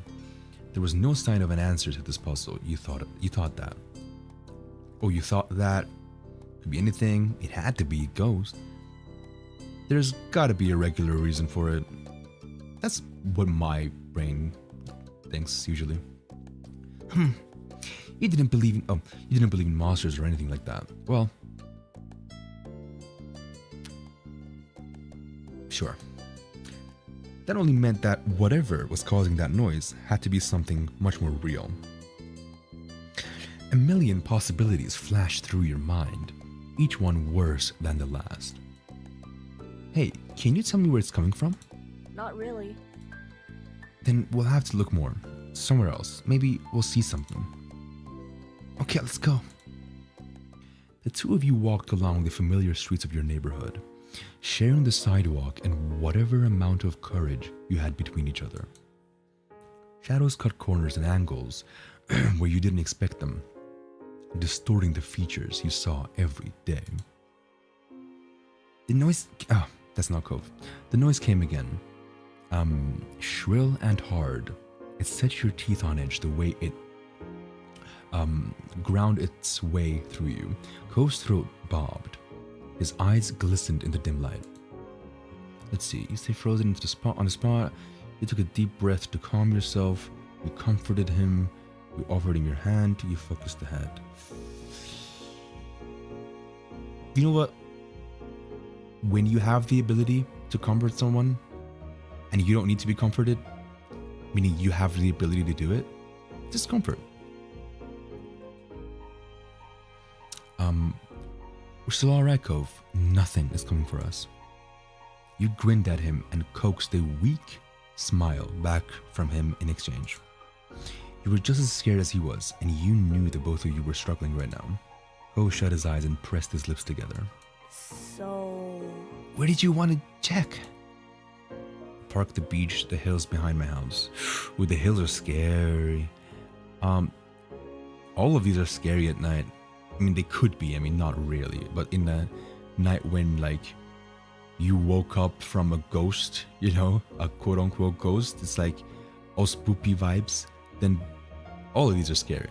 Let's go to the beach. I love the beach. The beach stretched out in front of you. Nothing in sight. Along its sands, no matter which way you turned. Part of you had imagined the noise as some creature of the deep, washed up on the shore and calling for aid. That theory had to be taken off the list for now. Still, you'd spent enough time on the shore to know that the real finds often required a sharp eye and careful attention. The sound screamed past your ear. You hunched up, shoulders high, as if ready to endure a blow. But the only damage was to your ears. There didn't appear to be any immediate dangers, despite every bone in your body telling you that something wasn't right. But you kept going forward, you ran away, you snuck back into your neighborhood quietly. Going forward to the... Let's see. You couldn't stop when you had already gone so far. You had to find out what was going on. Your nerves were rattled, but you had to keep going, despite the goosebumps creeping along your arms. He then whispered to you. Let's see if there's anything else here. Cove began to comb the beach for clues. You followed suit. The angry wind sent grains of sand rolling across the beach like waves. Ooh, spoopy. You stayed clear of the water, which was rough and choppy tonight, and scoured the area for hints as to what might be happening. You were too wrapped up in your own search and imagining the possibilities behind the noise to pay attention to what Cove was up to, though you occasionally glanced up to make sure he hasn't vanished. Yeah, I gotta look out for my boy. You saw a little white point jutting out amongst the sand. You bent down and brushed the grains away, like the archaeologist on TV, uncovering a conical shell. Conical? I think it's conical. You ran your fingers over its bumps and curves, admiring the little shell. Holding it to your ear, you heard the usual waves, though your find was undoubtedly special. It was unconnected to the mysterious noise that was okay. That meant you could take it home safely and add it to your collection. Heck yeah. Once you were satisfied nothing out of the ordinary was to be found on the beach, you had to consider your next step. Though the noise wasn't as clear as when you first stepped outside, you could still hear its... I kind of read that in my mind. You could still hear its shreks. Let's just go with it. Rending through the peaceful night. You decided to check the park now, decided to check the hills behind your house, decided to go back home now. Let's go to the hills, because the hills scare me the most, and let's get it over with already. You and Cove ascended the hill, lit only by the stars in the night sky. The wind rippled through the grass and ruffled your hair. Without the sun's light to translate what you were seeing, every brush in the distance looked like a creepy figure or towering monster. So, when I was a kid, there were some patterns on some sheets that my grandmother would throw on furniture.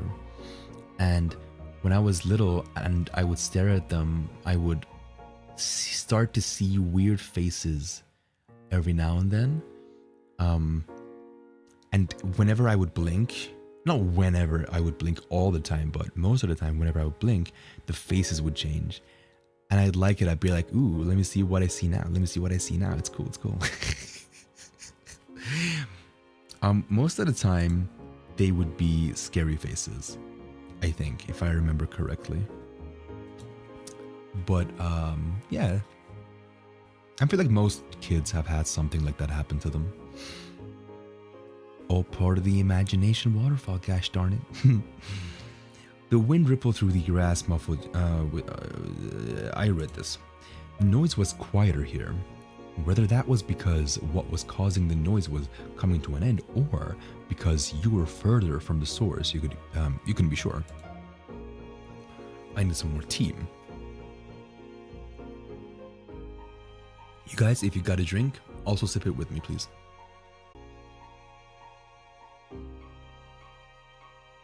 All right.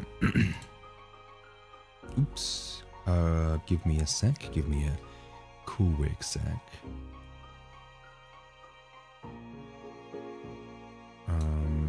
Alright. Okay. Anyway. Where were we? The top of the hill was an excellent. Man, imagine when we get to Baxter. I wonder how I'm gonna feel after spending so much time with Cove. It'll be interesting. The top of the hill was an excellent vantage point to survey the town from. Everything appeared normal. There was no out-of-place sight pinpointing the answer to this mystery. Without visible markers to guide your way, you supposed it was up to you and Cove to deduce the source of the sound. The hill had many great hiding places, and you intended to check them all. You upturned rocks, peered up trees, and rummaged in the thick grass for anything that might bring some closure on all this. God, I love closure. Closure feels so good on everything. Despite your thorough searching, you turned up nothing amiss. You still were glad you had come. I was kind of frustrated at lack of progress. I'm not really right now, and just like I would be. You know, I'm role-playing, guys. The noise had raised many questions, and you had been unable to get any answers. Being bested like this was infuriating. Well, whatever the noise was, you were confident that you had established that it was not coming from the hill. You stretched out. That reminds me, let's stretch a little bit.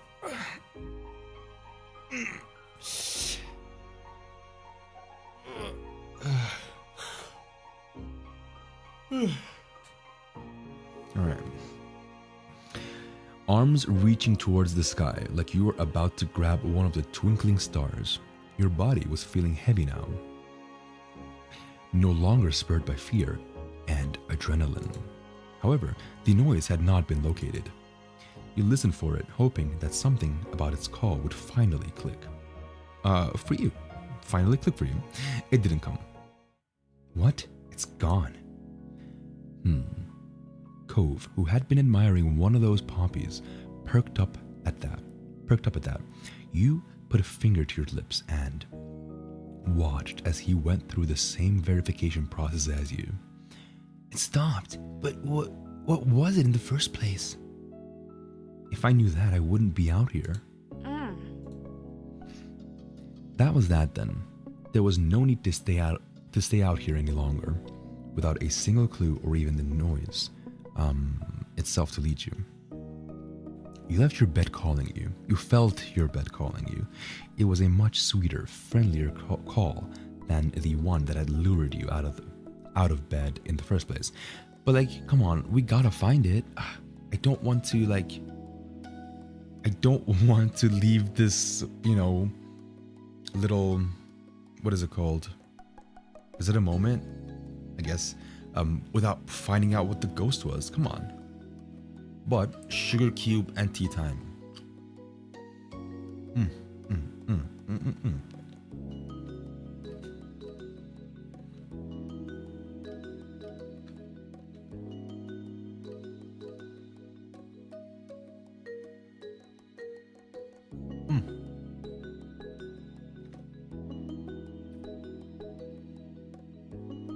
Dude, Our Life is so chill.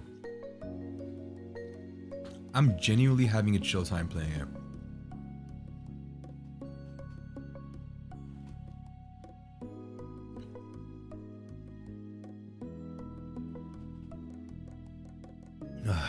Alright, my tea is finished. You felt your bed calling you. I read this already. But no, come on, we gotta find out what the ghost thing was all about. Come on, game. The night was still as you walked home, with none of the usual background noises or the eerie whistle from before. You could hear every step you and Cove made like a cough in a movie theater. The two of you came to a halt outside your front door. Never before had it looked so ominous. Wait, are we not gonna check? Should I go back and check the park? Looks like you haven't called the what? Looks like they haven't called the cops, so I'm probably alright. Did you sneak out? Do you sneak out a lot? Oh, do you sneak out a lot? Wait, do I go back into the park? It's the first time. Yeah, I've never tried to do it till now. Thought so. How did you know? I hadn't seen you out my window this late before. That was fair. Though, it could have been possible you were just so good at sneaking that this was the first time he had caught you. Are you worried about getting caught? No. He was so forthright that you believed him completely. But your dad, won't he get mad or sad if he catches you? But he's never happy with what I do. Oh, wait, what? He's always happy with what you do. What are you talking about? It's so cool. Oh. You sympathize. You encourage Cove to see it more positively. Stay out of it. You didn't know how to react to that. No, come on. Your dad's just worried about you. He cares. It doesn't matter if he worries or if he's the one who makes things worse. Alright, I'm going in. Bye. Wait, what? No. Okay, I'm going back. I want to see what the park... I want to see the park.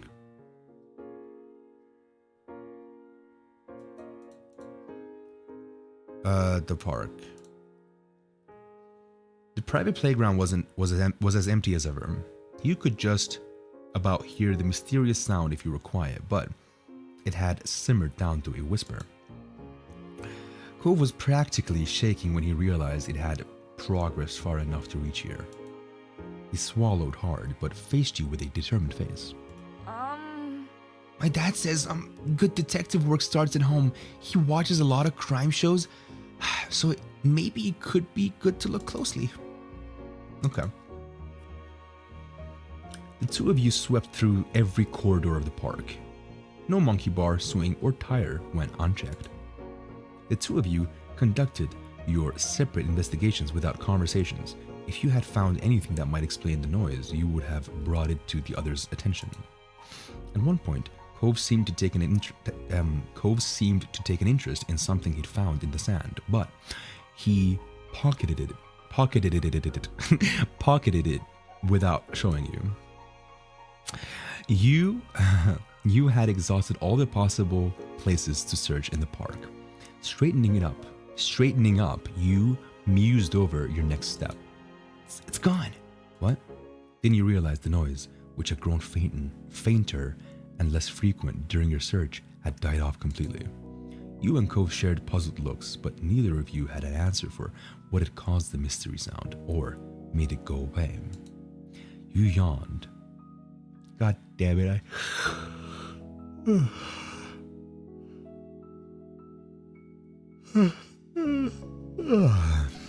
Why are yawns so infectious? It's like I just read the word yawn and I yawned.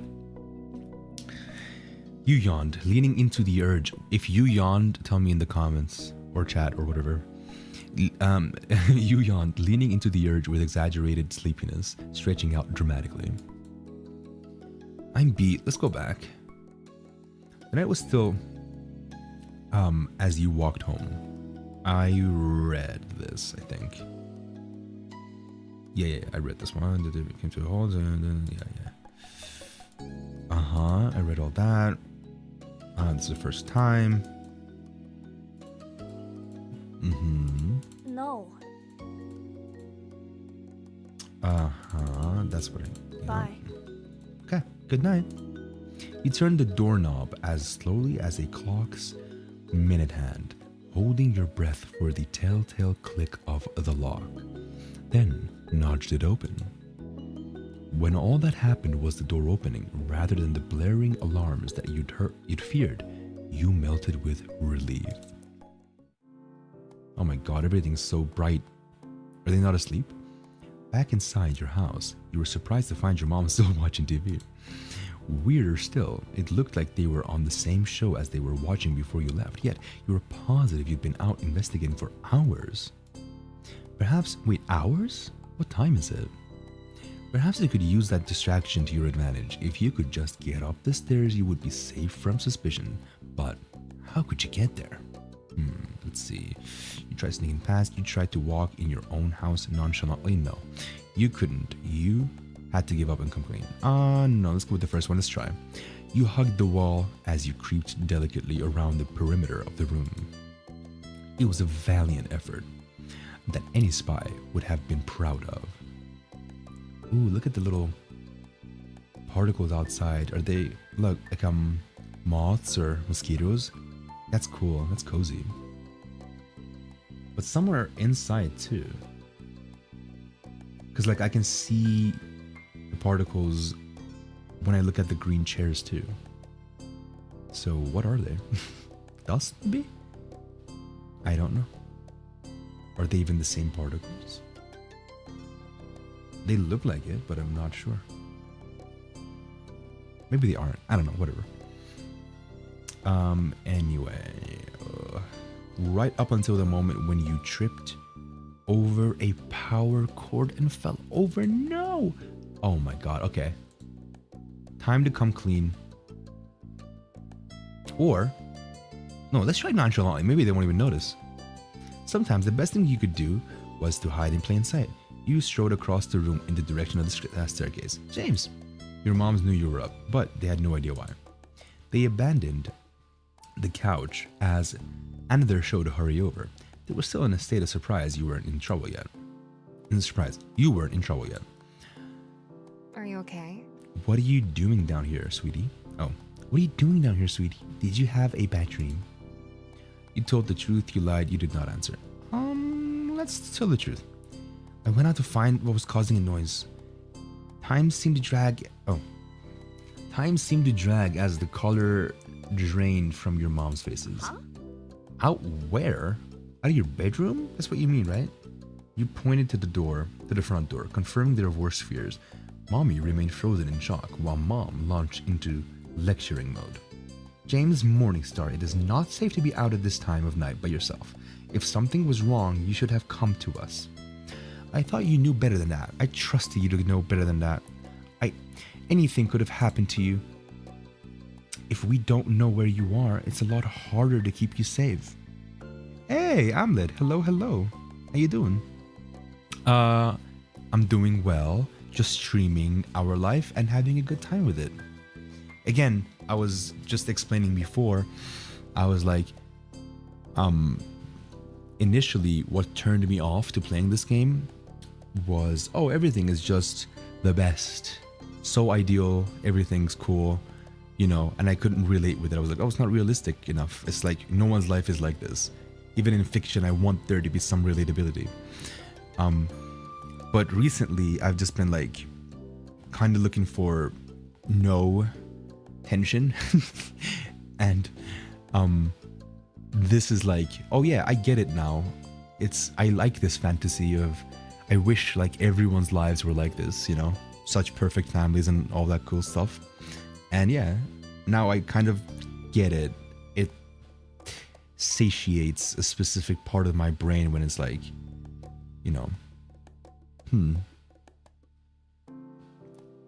it's, you know what I'm trying to say? Escapism, yeah. Tired, it's been a long day. Isn't it still the beginning of your day? Or wait, no, actually, it's like almost evening time. If you want to talk about it, I'm here to listen, and yeah. But if not, that's totally okay too. If we don't know where you are, it's a lot harder to keep you safe.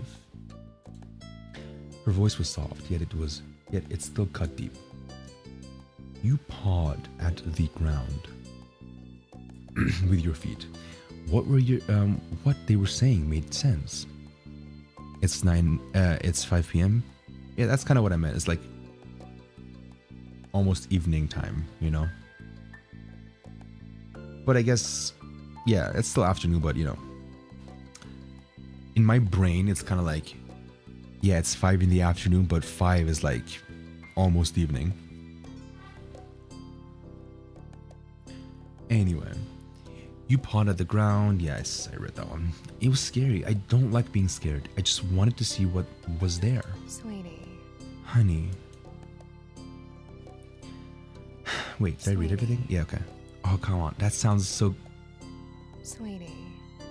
Man, you got the best moms. Oh no, just work. It's just the life of a 9 to 5er. Well, I'm glad that it wasn't anything out of the ordinary, you know, and that it's just being tired, and it's good because it's not anything, you know, like negative. And yeah, I hope you feel rested soon. So have you come across one moment you particularly like? Yeah. So I'm going in order in step 1, yeah. And let me go through them after I finish this, and we'll see. After I finish this moment right here. Mommy wrapped her arms around you, cradling the back of your head. You clung to her. You're brave for facing your fears, but you need to be smart too. It was scary because it might possibly have been something dangerous, right? That kind of worry is something you should tell us about. Okay. Mom shook her head with a sigh. Let's get you back in bed before you belong. Before you belong? Where you belong. Before you start belonging now. Right, and we'll have a talk about this in the morning. You pulled a face at that, but didn't protest. All things considered, they could have been much harder on you. Once your moms had left, you turned over the night's adventure in your mind. It was still hard to believe that you'd really done it. Sure, you were going to get a talking to tomorrow, but it had been a night that you'd never forget, for better or worse. And worse? And worse, I guess. You wondered how Cove's dad had handled his return. Cove hadn't been at all scared about his dad's reaction. Wriggling down deeper underneath the sheets.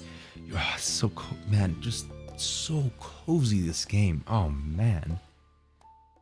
I get it. I get it now. Interesting. So interesting. Wriggling down deeper underneath the sheets, your thoughts turned to what the noise could have been. Nothing had been solved tonight, but that wasn't so bad. There were a lot of mysteries in this world. Your thoughts morphed into dreams, carrying you to more and more outlandish visions of what might lay behind the strange sounds. Doom, doom, doo, doo, doo, doom. Ooh. Wait, what is this? In the morning, the lecture continued, but ultimately, your moms let you off with a warning. It had been pretty unusual circumstances after all. You later learned Cove didn't end up in trouble for the nightly escapade either. It was unclear whether that was because his dad chose not to punish him or if Cove got away with it. As for the sounds that started this all, the adults around were convinced it was nothing more than the wind. Oh, come on. You can't be telling me that. I want there to be something to this. For your imaginative mind, that wasn't nearly enough. Exactly. I don't care if it's a ghost or a thief or like, I don't know, Shiloh just sleepwalking. I just want something to be to this. How could they accept something so simple so easily? Maybe it'd make more sense when you were grown up too. Yeah, because when you're grown up, it's like, fuck it. I'm so done with life. I don't give a fuck.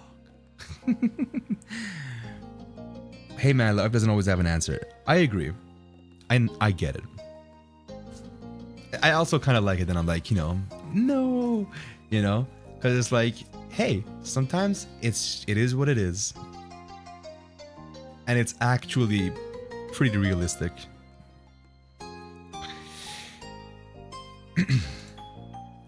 Oh, okay.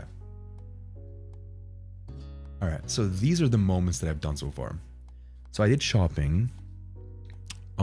Shopping was, let me remember what shopping was. What was shopping? What did we do? Shopping was no, that was. Wait, I don't remember shopping. Okay, I don't remember what happened to Grown Up either. These titles don't make sense to me. Long Day was when we were with Shiloh, wasn't it? We were with Shiloh and no, not with Shiloh. I mean with Cove. We went out and we saw a magician. That was Long Day. Sandcastle was when we built sandcastles on the beach. Fireflies was, you know, really nice with Lizzie and stuff.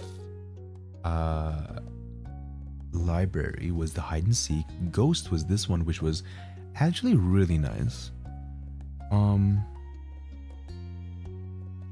So I remember Long Day, Sandcastle, Fireflies, Library, and Ghost. But Grown Up and Shopping, I don't quite remember right now.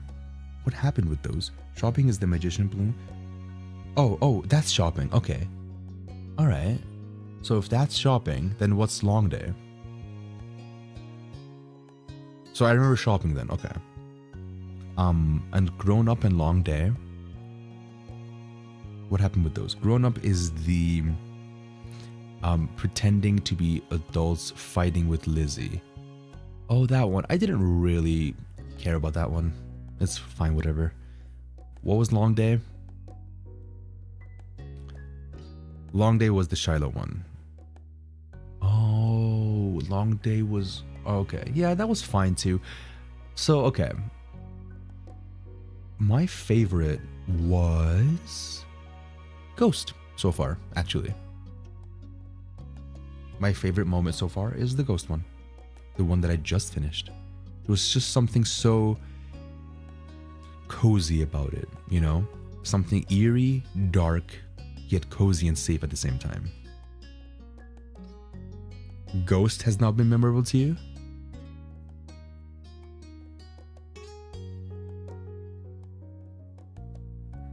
Is that what you're talking about? Which one hasn't been memorable to you?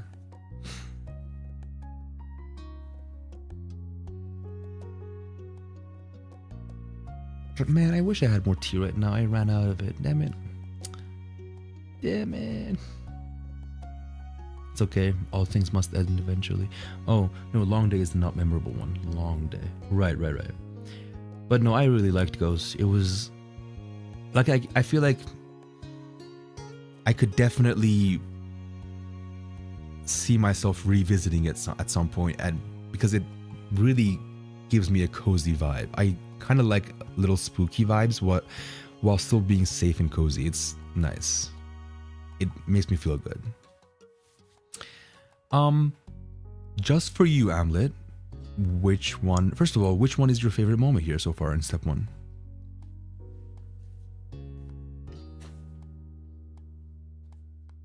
Nice character building moment. Right. Yeah, sure, that too, but again, it's just so cozy and chill. And it's like you're sleeping as well. It's a moment that I want to play just before going to bed. It's just so nice.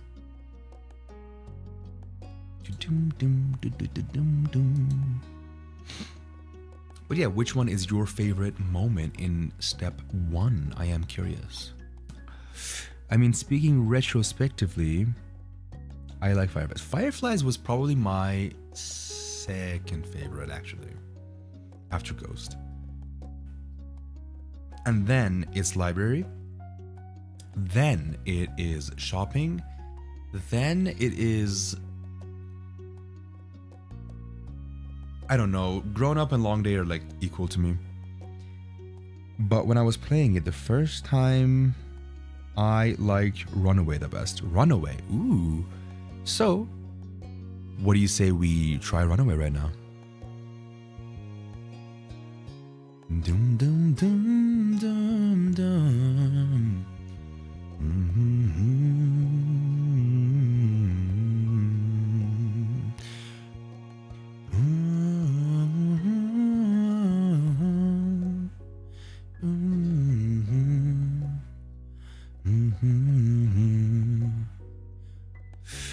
Sure, I don't believe there's any conflicts playing it out of order. Yeah, I don't believe either. Xe told me in the last hour live stream, I think that Caitlin confirmed that they made it in order.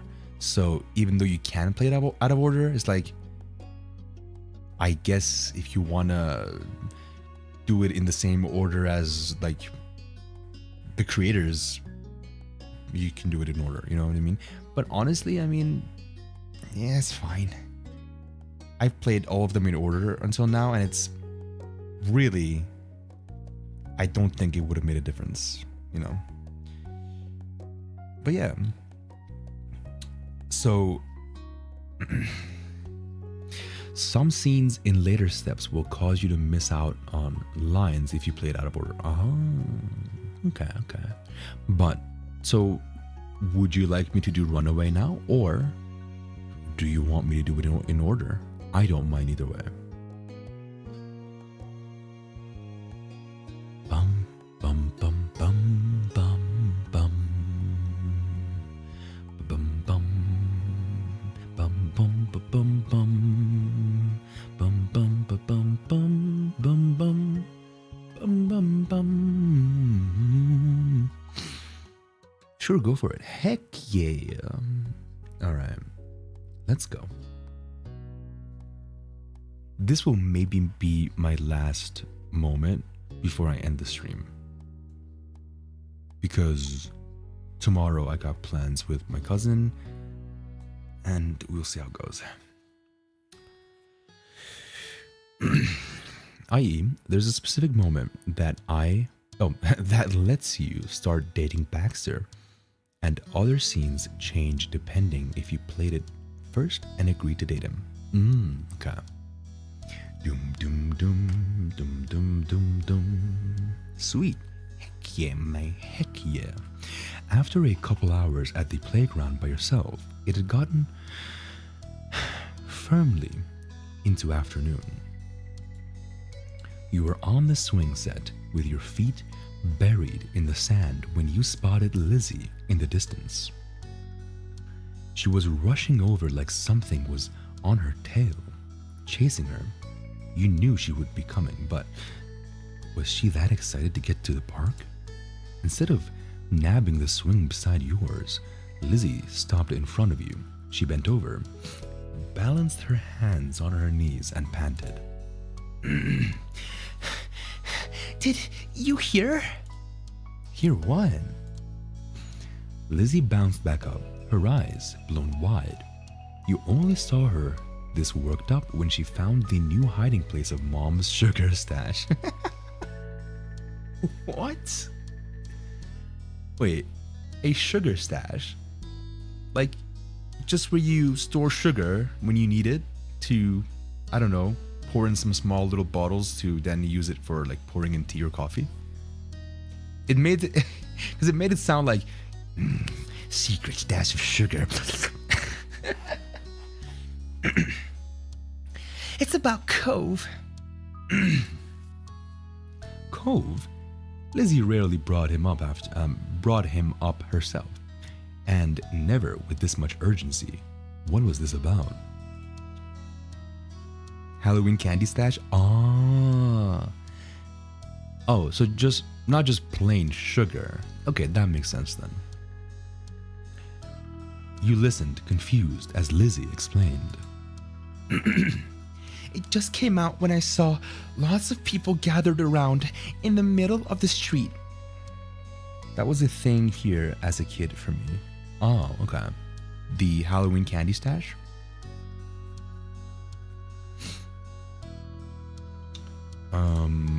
They were talking kind of quietly, so oh, that was Lizzie. They were talking kind of quietly, so I don't think I was supposed to hear, but that just means it was important. Yeah. I didn't really, because I didn't grow up in a family that celebrated Halloween. And even though I left Iran when I was like 7 to 8 or whatever, and grew up in a bunch of different places where they did celebrate Halloween, I never felt like I got it, because we didn't celebrate it.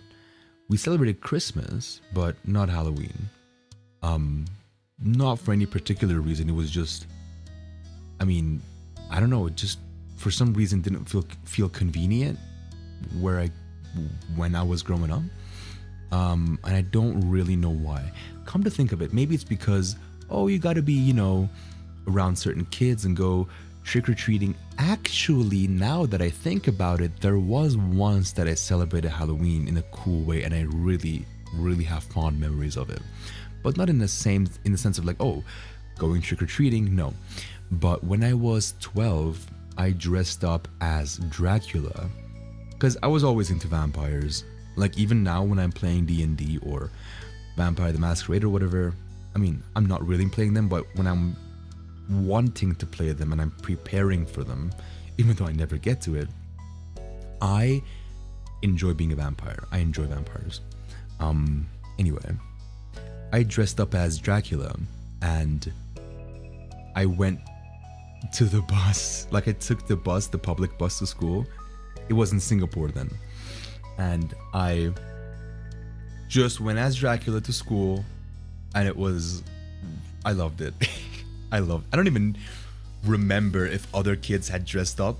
I don't even give a single flying fuck. I didn't even, and I don't now. Because, you know, you see in, you know, shows and stuff, for example, I remember watching Stranger Things, and once for Halloween, they all dressed up as Ghostbusters, and no one else dressed up that day or whatever, and they were like mocked or whatever. Maybe it was just an American thing back then. I don't know, in the 80s, right? But no one gave a fuck. No one really made fun of you for dress. It was like, just be you and do whatever, you know? It was a nice school, I guess. And maybe the times were different too. But maybe some people had dressed up, maybe some didn't. I don't remember exactly, but point is, even if some hadn't, I never felt like, oh no, I am alone in dressing up and shit, I'm gonna get mocked. No, in fact, if I was alone, it'd be like, ooh, look at me.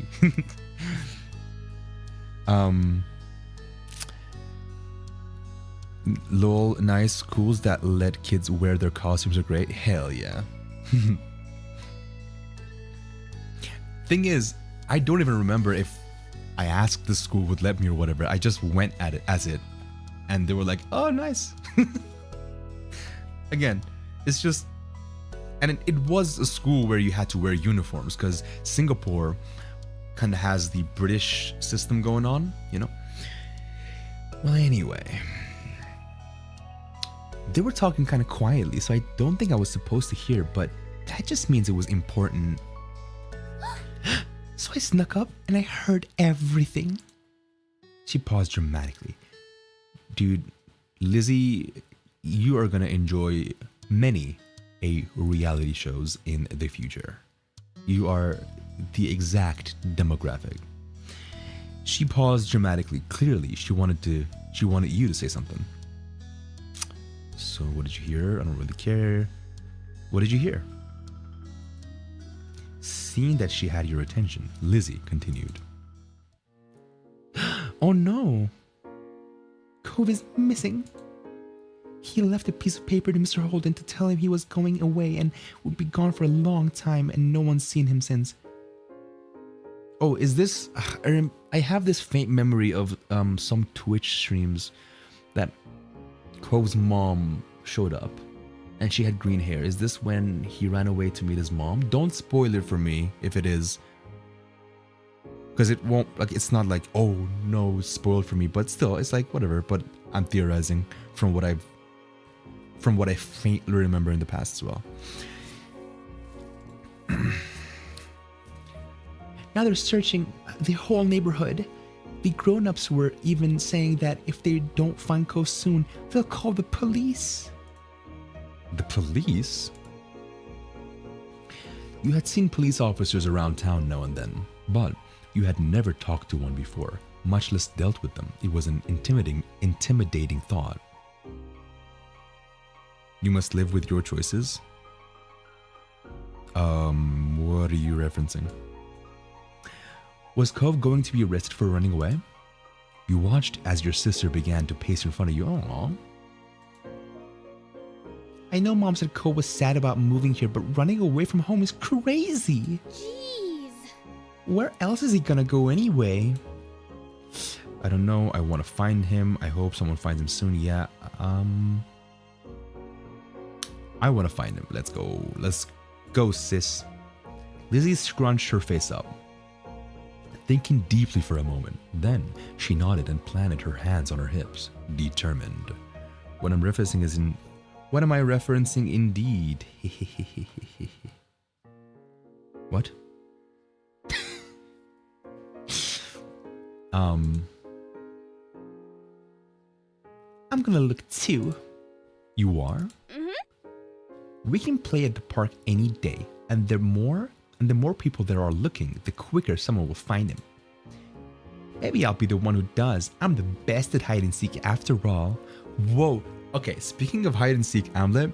So I played hide and seek with Cove, and I swear on everything. I mean, there's a record on it on stream. You can go check. But I found Cove every single time, and I'm like, how? Like, okay. At first he was hiding in the fairy tale section. I was like, okay, fairy tale. Oh shit, there you are. And then he was hiding in the Christmas section, and I was like, oh, Christmas. It's like Cove was like, what the fuck? I'm like, I don't know, man.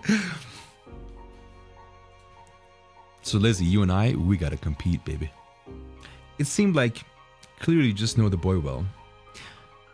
Actually, there is something to that, because I was like, I don't think he would go to the Peter Pan section.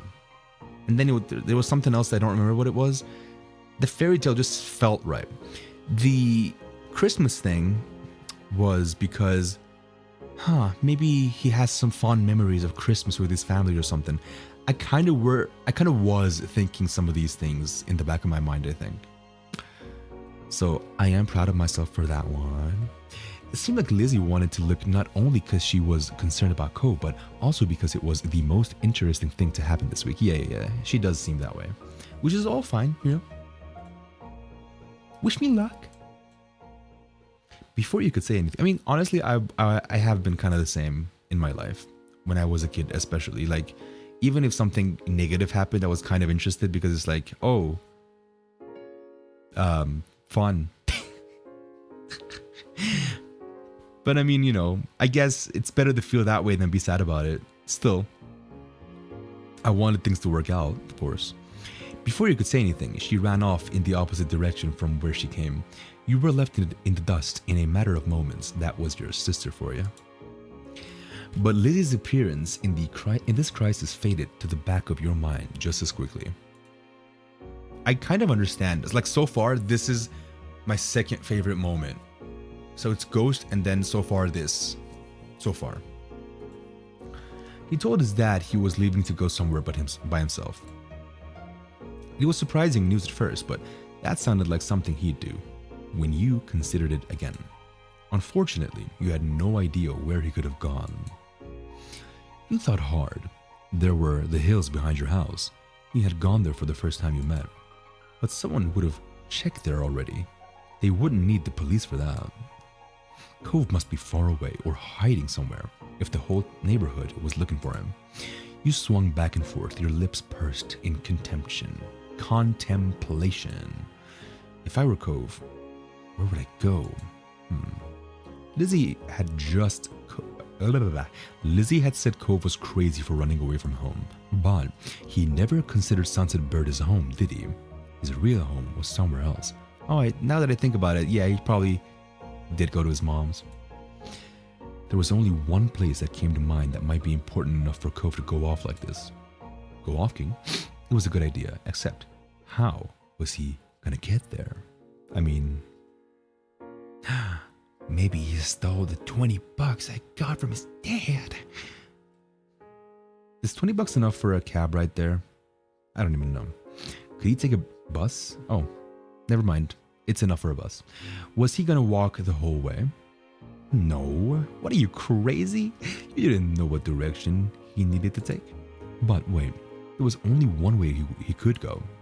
Going down the street just led to the beach. So, That couldn't be right. Going to either side would mean he'd get stuck by buildings and fences and big slopes, like the one behind your house. Oh, I feel a little sneeze coming. Is it gonna come or is it gonna go back to the abyss? Oh, I think it's... All right. Bless me, bless me. Big slopes like the one behind your house. That left going up the street.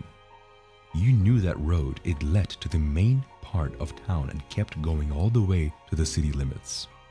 Cabs are friggin' expensive. Which one is more expensive? Like cabs or like Uber? Did I read this? I think I did, yeah.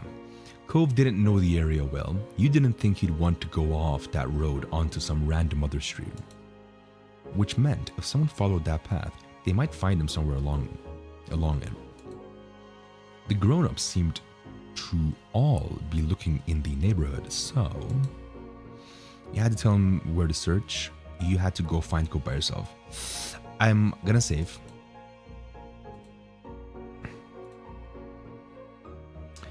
Used to be cabs, but honestly, probably on par these days. Okay.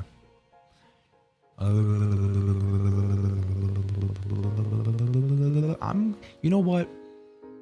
It's probably the more logical thing to be like, hey guys, this is what you gotta do. But in the spirit of Scooby-Doo, let's go. There was no time to lose. You rushed to where you had abandoned your flip-flops and slipped them on. They slapped against the sand as you left the playground. You went right up. Oh, this is the music that I remember playing with that Jeremy kid. When I was watching other people play it. Again, I remember some minor parts, you know. You went right up along the main street, keeping an eye out for Cove. No one else had the same idea as you, it seemed, because you were completely alone here. You passed through the whole neighborhood, and then the next one over and the next. You hurried down the sidewalk as fast as you could without running. You recalled Lizzie's comment about hide and seek. It really did feel like Cove was... Where did Lizzie go then? It really did feel like Cove was hiding from... just short, small memories, eh? Yeah. Wait, why are you saying it that way? I'm talking about the game, not like in the Baxter DLC. The Baxter DLC, I remember a lot of it because of, you know, being present, watching Zella play it specifically. But yeah, these parts I don't even, like 99% of it I don't remember. You recalled Lizzie's comment about hide and seek. It really did feel like Cove was hiding from you somewhere, and you had to find him. You kept walking. You even called out for Cove a few times, but you didn't see that familiar mop of green hair anywhere. That's fair? Yeah. Oh, the reason I said why do you say it that way is because I was like, I thought you meant like, oh, just short, small memories, eh? Sure. Like, I thought that was kind of what you were saying. Like, but I guess not. You kept walking, you even called out for Cove a few times, but you didn't see them from yet. After a while, the sun began to dip out of the sky. It would be dark soon, and there was still no sign of your neighbor. But yeah, because we finished Hatoful Boyfriend today. It was a great series. I'm really happy with that, how that series turned out. Great characters doing great voices. And anyway, Marilyn asked me in the beginning, like, do I want her to kind of play? And I was like, no, because I tend to lose focus when I'm not the one playing. So when it's all a story game, you know, I need to be in charge of the mouse to click and go to the next dialogue so I can pay attention. Especially when it's like a long game full of dialogue that can get a little exhausting, like Hatoful did, like we even talked about in the series. But I mean, it's fine. Honestly, the beautiful moments and the characters made up for it. Lol, I mean, I do tend to poke fun, so I don't blame you for thinking that way. Nice, I should get around to that game. Haven't played it yet, lol. So that game apparently has a main game, which is just dating, which I wasn't interested in. Then there is the true ending that apparently most people haven't done online. So that's also why I'm excited to post it, because most people are like, oh yeah, silly dating pigeon game. But Marilyn was like, no, the true ending is actually really kind of dark. And I was like, oh, that intrigues me. So I played it, and yeah, it's probably going to be one of the few true endings online, I think. I don't even know, but yeah. Either way, it's going to be less than the people who played the main game. So, I wasn't going to play the main game because it's like, okay, I get it. That didn't intrigue me. But like I said before, I enjoy dark stuff. So anyway, where were we? Okay, give me a second. Cove, give me a second. I swear I'll find you. You weren't even in the residential district by this point. You had reached the central part of town. So this is central? There's nothing here. I mean, just a grocery store. Does Sunset Bird actually exist in California? I don't know. The area was at once strange and familiar. You'd been here before, of course, but never without your moms close by. They would drive you. Not even Lizzie was allowed to come here by herself. Would Cove have been determined enough to go even further? Cove? You shouted his name a few times, as you had done periodically this entire time, but there was nothing. Maybe he's not going this way. Was he somewhere else? Had someone found him already? You keep going forward. No, let's go. Let's go, doggy dog. You were able to make it this far. You had to continue the search. With that in mind, you pushed yourself to walk a little faster. People said this was a really tiny town, but to you, it felt absolutely gigantic. Eventually, the business part of town ended. There was no sidewalk anymore, only a long expanse of road. You walked on the grass instead. Onward was the only option. Your journey stubbornly continued. Your feet hurt. Oh no, we're leaving. Your feet hurt. You were tired. You were on your own, but somehow you had reached the very edge of Sunset Bird. That's what the sign told you.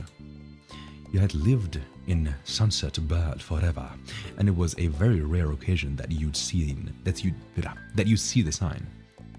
This sign. Most everything in your life happened inside the city limits. The endless road ahead seemed scary in a way. It paralyzed you, and finally put an end to your forward momentum. You scanned your surroundings instead of dwelling on that. You deeply hoped that he hadn't gone past that sign either. Hey, Cove, where are you? The previous times you'd called his name, there had been no answer. You couldn't be surprised that that one didn't come this time either, until... James? Dark blob just behind one of the exit signs' legs shifted. You squinted as it continued to move. The more you stared, the more your eyes adjusted, and the more that dark blob resembled a person. Then you realized just who it was. It was Cove. He was there. He was here. You actually found him. Doggy dog, what happened? He hesitantly got up from where he'd been sitting, as if to make sure he had actually heard something. Then he caught sight of you, his eyes wide behind his glasses. Are you crazy? Are you out of your mind? Old meme reference. There you are. I'm so happy you're here. I've been looking for everywhere for you. I know you'd be here. You were just I've been looking everywhere for you. Cove finally blinked as you ran up to him, your feet still aching. How did you find me? Lizzie told me you wrote in your letter that you were leaving. You've always wanted to go back home. So I thought you must have come this way. Oh.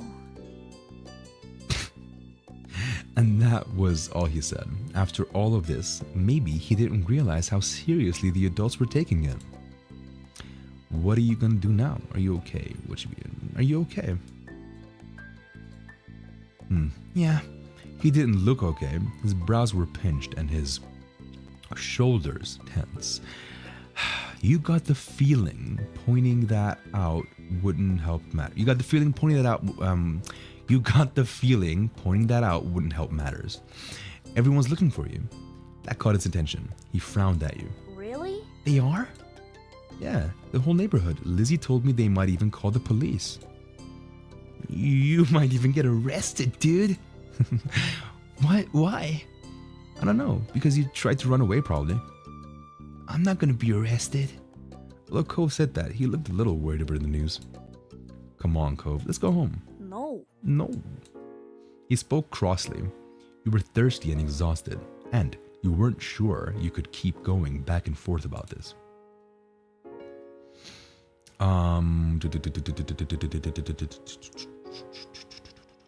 Why not? Wait. I didn't want to shout specifically. So how come? Your question caused him to waver, but not budge. At first. Child logic. Gotta love it. Yeah. This music's so cool too. So endearing. Oh my god. Oof. Ah. Man. Oh, I get this game now.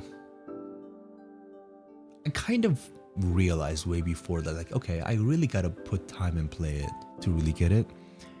But, I'm glad that I didn't, because I wanted it to be the right time and the right feelings. I didn't want to force it. Anyway. At first, Cove was quiet. He started to think he wouldn't say anything. Ooh, is the stream okay? Yep, I think seems okay now. Then he spoke. Yep, I knew it. My mom called today to check up on me and stuff.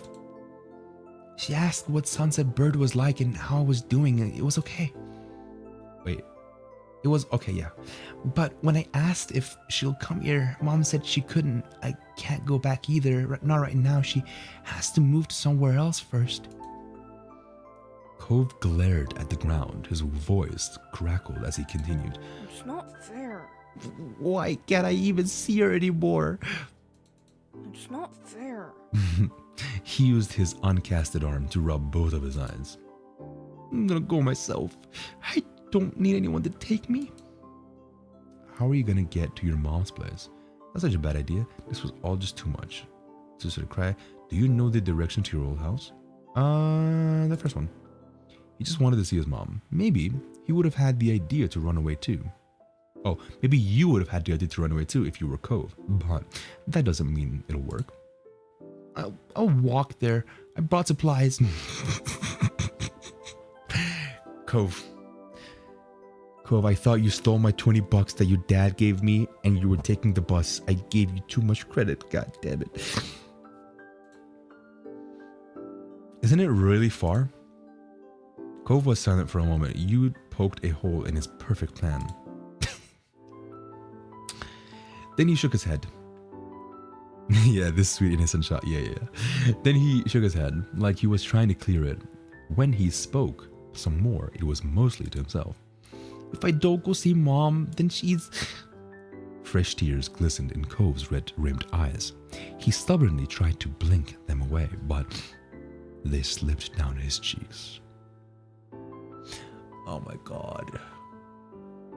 So sweet. Yeah? Mom doesn't call that much, and I haven't seen her in a long time. Cove hiccuped, wiping his face with the back of his arm. His glasses got shoved up awkwardly as a result. If I don't go, she'll be gone. She'll forget about me. She wouldn't do that. How do you know? She's your mom. She loves you. Your mom's always said that, so it must be true for Cove's mom too. Unfortunately, That logic isn't true, unfortunately. But I think Cove's mom in this context does feel the same way. I hope, at least. Cove sniffled. He seemed conflicted. I'm not sure if that's right. You were at a standstill. Everything will be okay if we just go home. We can just stay here forever, and we can't go out there. We've got to go back. I'm gonna save just in case, but I'm gonna go with this one. His lower lip trembled at your declaration. Are you sure? You don't have to. You can still go home without me. You didn't leave a letter or anything. I'm sure. Thanks. You're pretty nice. You weren't sure how to react to that. You guessed it was okay that you were getting along right now. And that was that from him. Both of you shuffled towards the sign. He sat near it again, and you followed, crossing your legs under yourself. He zipped open his backpack and offered you a snack, which you took. You hadn't had dinner, so you were hungry. There was a feeling of camaraderie in the silence as you ate. You know what I'm feeling right now? I know this game. Oh, I saved like crazy in this game. So you know how this game is like Romance Cove, right? I don't feel any of that. I mean, clearly it's a kid, but I'm saying, even with the future, currently I don't feel any of that. Right now, I'm like, this is my best friend. This is my family. Like, this is the vibe I'm feeling right now, you know? Like, yes, this is my comrade right here.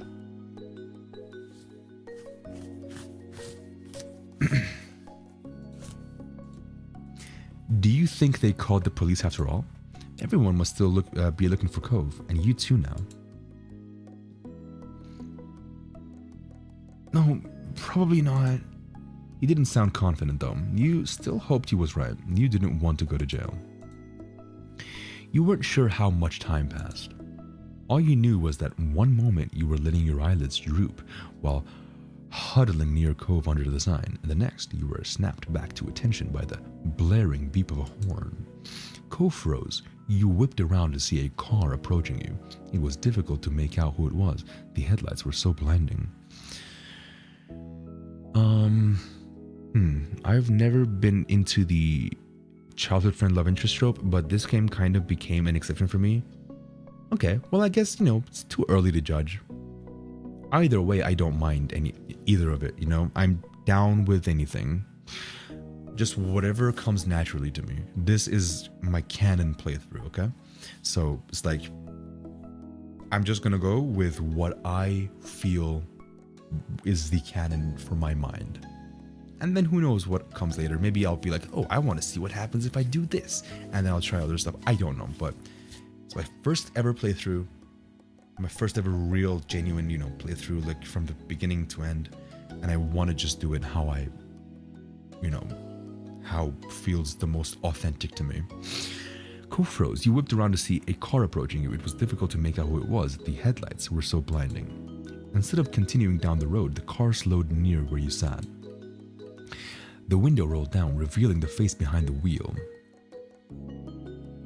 Yes, you do, you man. Heck yeah. Revealing the face behind the wheel. So I have a question, Amlet. When you were, playing the game for the first time and you were in this moment, were you like, I'm gonna marry this kid in the future? This person in the future?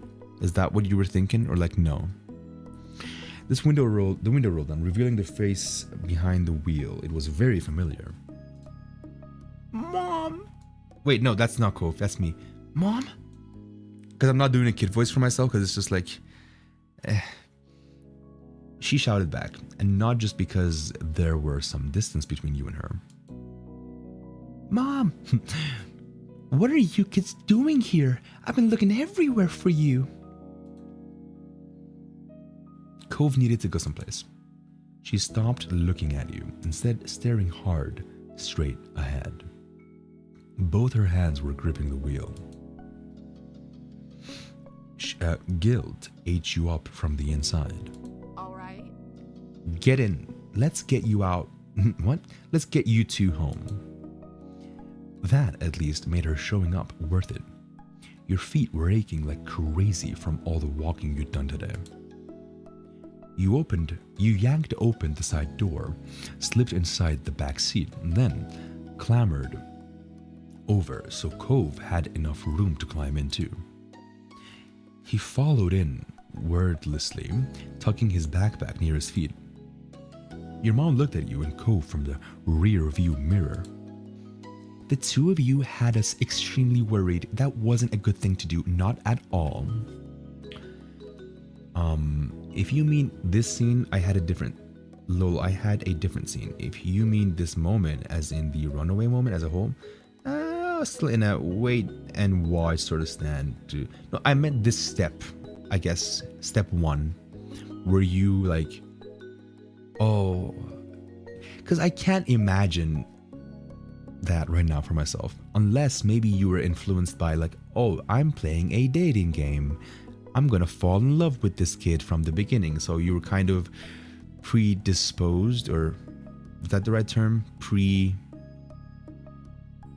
Predisposed, one of those things.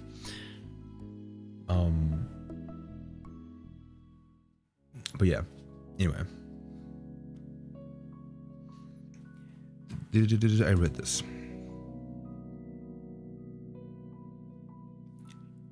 Shamefaced, you both nodded as one. Sorry. Sorry, Miss Morningstar. Sorry, Mom. She softened immediately, not enough to actually let it go though. You'll have to apologize to everyone else. Oh, you'll have to apologize to everyone else too. With that, Mom started the car up again and you were off. For the rest of the car ride, no one said anything. You thought all of you were pretty tired. In fact, you must have dozed off at some point because you woke up to the sound of the engine stopping. What the?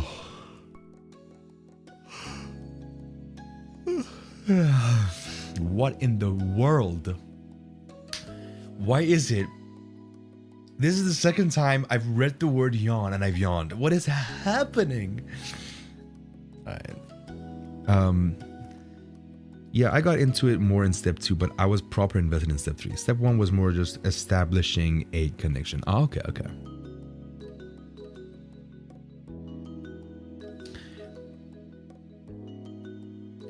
You yawned and got out of the car. Cove came out after, putting his backpack on again. Mom locked the car door and motioned you two towards the house. She opened the front door and let you go in first. Mommy appeared quickly. Your response to yawning is crazy. You don't feel the same way? I don't know what it is. It's just the most infectious thing to me. It's like...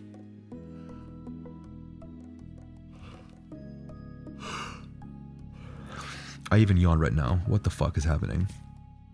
Mommy appeared quickly. She must have been waiting nearby. There was a phone in her hand.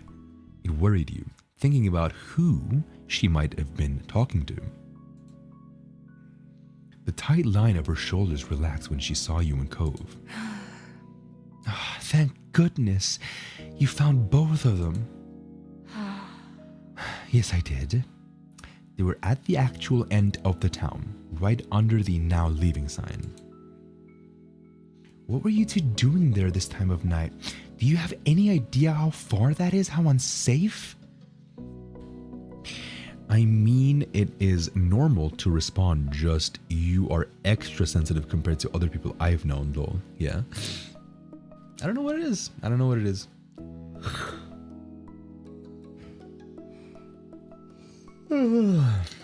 What the fuck? I'm not gonna lie, I am kind of sleepy right now, but at the same time, it's like, even so, what is happening? And I wasn't yawning this much before the whole yawning topic anyway. Okay. You peeked at Cove. He still looked exhausted. His eyes were puffy, and there were dried tear tracks stuck to his cheeks.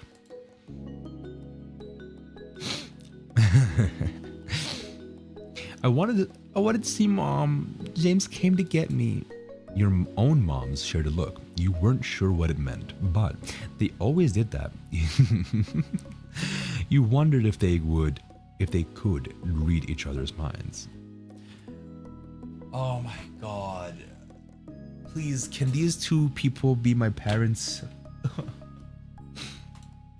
Since they were communicating telepathically, you slowly glanced around the house. Lizzie wasn't anywhere in sight. Could she be outside somewhere searching for Cove still? Where's Lizzie? Your sister's in her room, fast asleep. The same way you should have been. She came back earlier. She had been out looking for Cove after accidentally finding out he was missing. She tried to pretend otherwise, but she was worried. Said she checked all the hiding places she could think of, but she couldn't find Cove. Guess I'm better at hide and seek after all. In your face, Lizzie. You and Cove exchanged remorseful glances at that. Mommy noticed the discomfort. I've come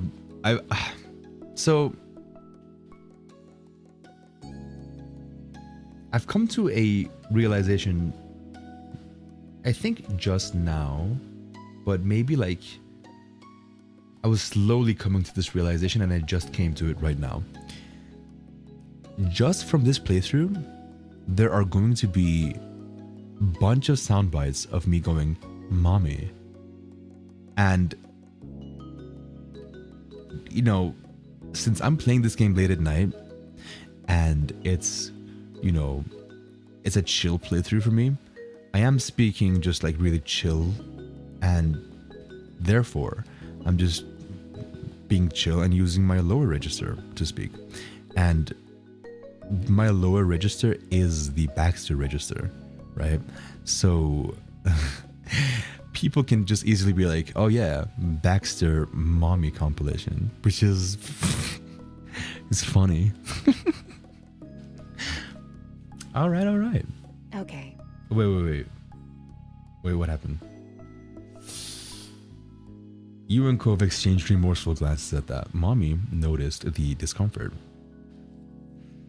What does Amna say? Oh, don't worry. I've already got a folder full of your sound bites. Joking? Okay. Well, either way, it'd be fine. Again, I am fine with it. It's just a funny realization. You and Cove exchanged remorseful glances. Oh, yeah, I'd read this. Okay. You two must be sleepy. You can sit down wherever you like. God, this game is so comforting. This cold, fucking disturbing world we live in, this game is a treasure. Why isn't our world like this? Mommy smiled warmly and motioned to the living room. Cove looked up at her, then lumbered over. You followed close behind. There is also something in my brain. Again, it's not usually this way, not always. Because like, okay, I got into The Last of Us when everyone was into The Last of Us. I got into Undertale. Oh, actually, no. That's okay. So Undertale is my favorite game of all time. And I didn't get into it when people were into it. So it came out in 2015, right? I played it a little bit and I was like, later. And early 2016 is when I played it. And by that point, you know, most people who were going to play it had played it. And I am not really a person who dives into fandoms. So I didn't even interact with the infamously toxic fandom of Undertale. So I didn't get turned off by that either. So I was like, let me get into this game that I didn't even really get into before. And I loved it, obviously. And so maybe this is kind of a pattern for me, because like with our life, now this game has come out, you know, I'm not gonna say the hype has died or whatever, but for example, Zella the other day was like, I'm ready to move on from Our Life Beginnings and Always. Not in a bad way, just, you know, in a good way. But the thing is, it's interesting how when someone like her is able to move on from it, I am able to get into it. Maybe it's some sort of weird thing with me where like I just want to take my time with something without all the stuff surrounding it. which is interesting. Mommy smiled warmly and motioned you to the living room. Cove looked up at her, then lumbered over. You followed close behind. The living room wasn't far or separated by a wall, so you heard your mom was talking softly. He wanted to go see his mother. Poor thing. Oh, wait, that's mommy. That's mom, I mean. He wanted to go see his mom. He wanted to go see his mother. Poor thing. Wow. That explains it at least. Still, I'm not sure it excuses it. It was so dangerous to go off into town like that. Well, of course, it doesn't excuse it, but it's like it explains it and it's understandable. You know, it's a kid. It's fine. He's having a hard time right now. You can't expect a child to handle it maturely. Exactly. See, mommy knows. True, it can't be helped. But that's enough of that. We should tell Cliff and the others that he's here before they panic. Before the panic gets out of hand. There could be riots. Is that all right? I'll call, then go to the front to tell everyone still out there. To tell everyone still out there. You keep an eye on the kids. Make sure they don't go. Oh my god. Make sure they don't take any more trips today. Got it, hon. Cove just sat there on the couch, setting his backpack down beside him. He stared at his hands. This is so weird. What is? Everyone was looking for me. They all know I tried to leave. Hang in there, James. Yeah, I hung in there and I got through it, and I am proud. Hey, it happens to the best of us. I kind of want to run away and not come back this time so I don't have to see them again.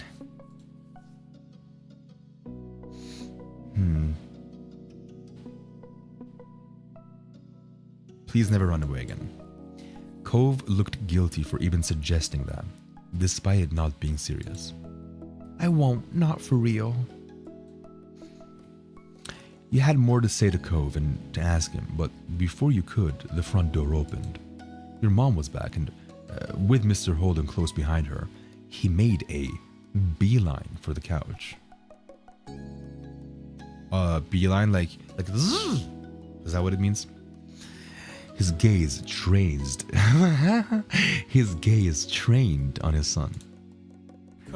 Cove, God, are you all right? Strands of his hair had fallen out of his ponytail.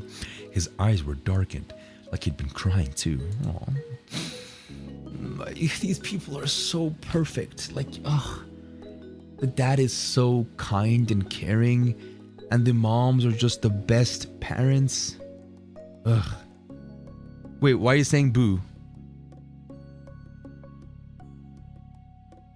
Wait. Is it because you thought the beeline thing was a joke? I genuinely thought that was what it meant. What does beeline mean? I'm gonna Google it then. Beeline?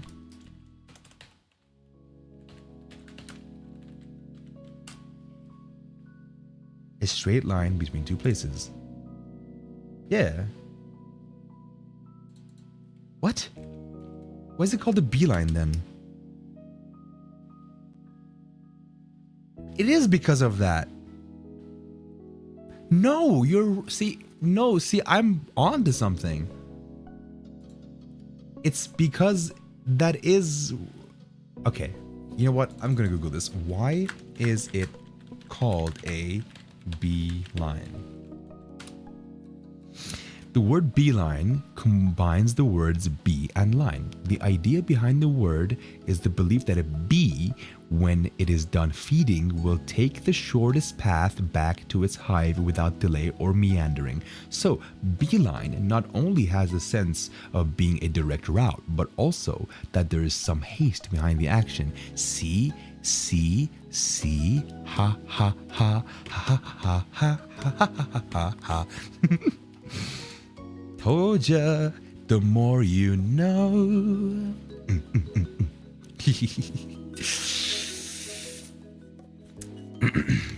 Cove stared up at his dad, his own eyes wide behind the frames of his glasses.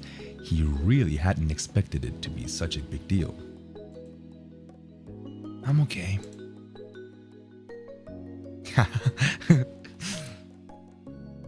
See, Amlet, admit it. Admit your defeat. Good, that's good. I'm so glad to hear it. He clasped a hand on his son's shoulder, attempting a smile, but the corners of his lips twitched and spasmed, as if they wanted to wilt into a frown instead. Cove seemed to have that effect on him. Mr. Holden turned to you, still smiling weakly. I'm so happy you're all right too, James. Then he looked at your moms. Thanks for your help as always. He laughed pitifully. I'm sorry. I'm so very sorry for ruining your afternoon with this. I can't apologize enough. Defeat? Dude, I knew what beeline means. I'm still booing your corny bee noises. Oh, the bee noise? Well, what the... Like, what the... It's a noise. Like, how can it be any different? It's just the noise of the wings of the bees. How could it be any different? It says, come on. Like, come on. Like, a beeline. Like, what? Okay, let me hear your bee noise. Let me hear your bee noise then. Come on. No. You can't do this. I want to hear your bee noise. I don't know when exactly. You know what? If you can, jump on a Discord call right now. I want to hear your bee noise. Cause like, it's a bee noise. You can't. I don't do bee noises. Ho ho ho. Ho ho ho. Tough. No. That's... You can't then tell me... You can't then call corny my bee noise if you don't even do the bee noises. So, see, you don't even do the bee noises because I don't know why you don't. But like, see, you can't be like, you know what I'm trying to say? You can't be like, ooh, corny bee noise, but you don't even do the bee noises. Boo, boo back to you.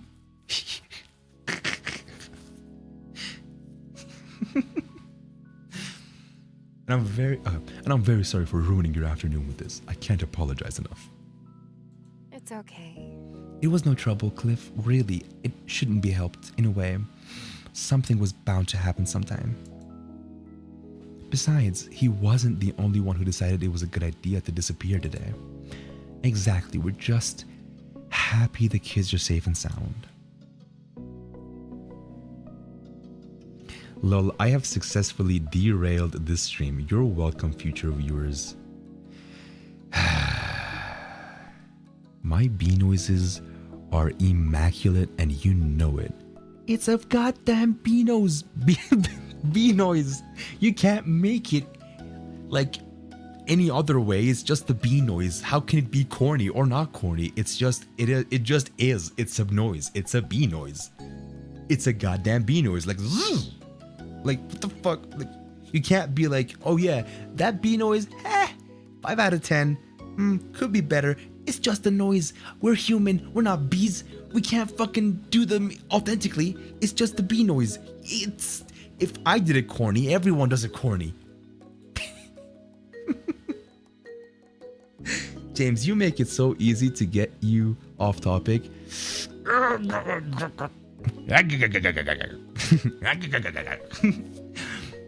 Not for the first time that day. You recalled your original meeting. He had run away then too. Only not as far as he had today.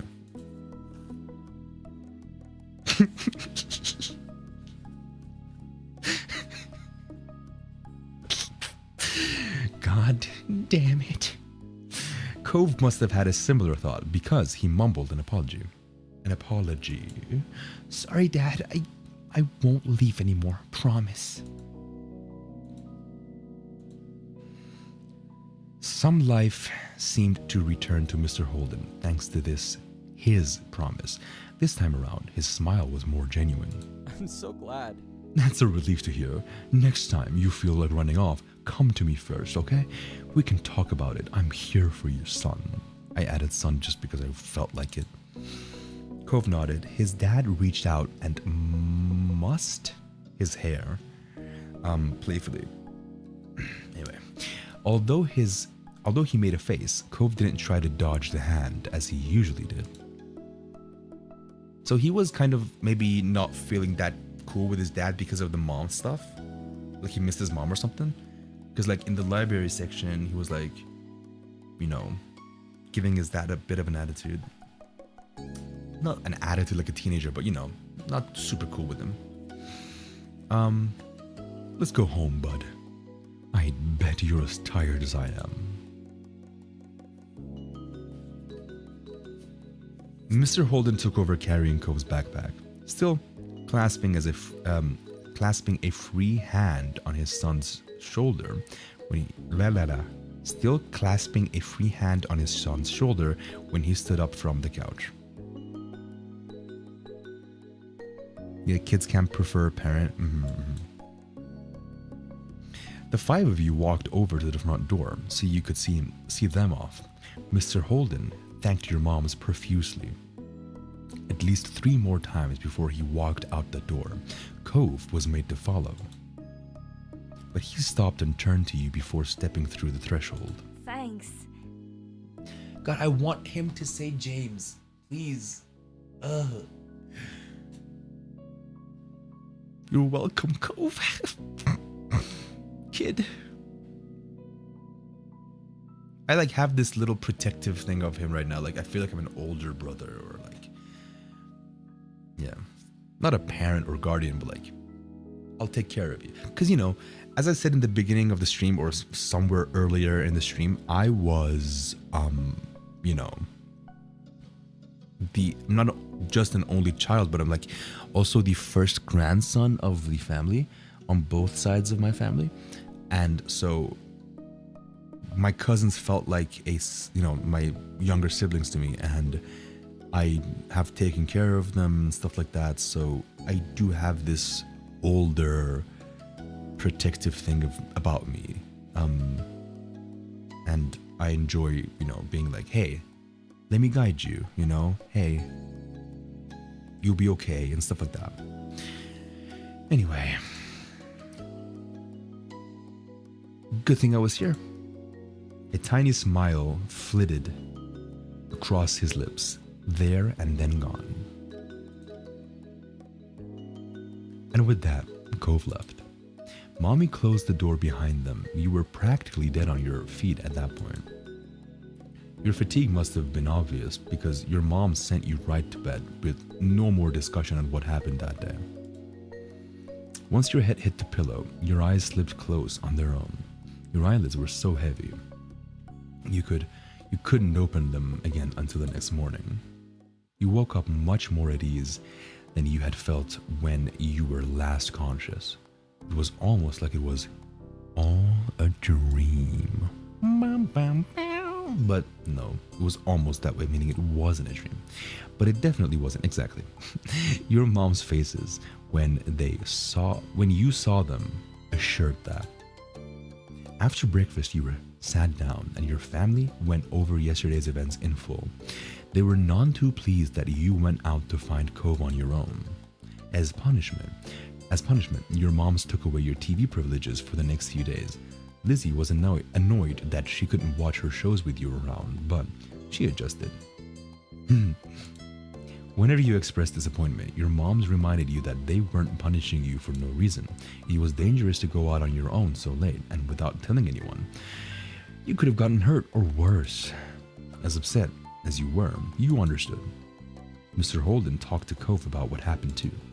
You didn't know what was said exactly, but Mr. Holden forgave Cove immediately. He didn't do anything to punish Cove for running away. I mean, I hope, we as a kid don't think like, oh, Mr. Holden's such a better parent than our moms. Not really. I mean, I think our moms are doing the right thing, come on.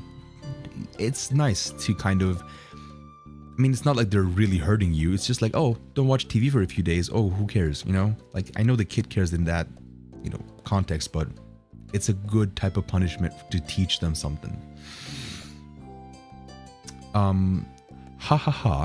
I feel like tormenting your siblings by abusing your own punishment would be a great deal of fun. Tormenting your siblings by abusing your own punishment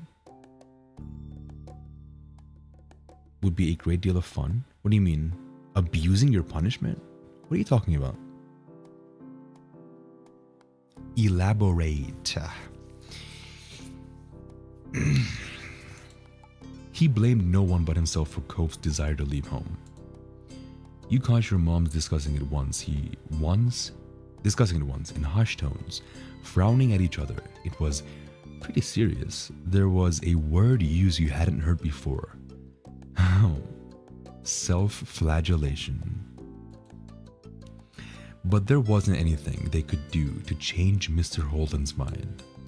Your neighbors stopped you and Cove often for the next week or so to express their concerns and disapproval of the event. Still, as they always did, days continued to pass, so did talk about Cove running away. Things eventually returned to normal as they had to. Summer kept going and you kept having experiences you shared with Cove. And voila, let me save. All right, so this is my save. Let's see. Well, because, well, because you weren't allowed to watch TV, Lizzie wasn't allowed to watch it either when you're around. Oh my god, I just hit the mic. I am apologizing right now. So just constantly being around so she couldn't watch TV would be kind of a, oh. See, I don't think I would be that kind of sibling. Again, I don't know. I've just been like, I'm an only child, and with my cousins, even though they're not siblings, I've always felt like, man, I'm going to treat you like siblings. I'm just going to shower you with love and advice and support and all that stuff. But yeah. Anyway, oh my god, it's been 3 hours and 24 minutes. Holy.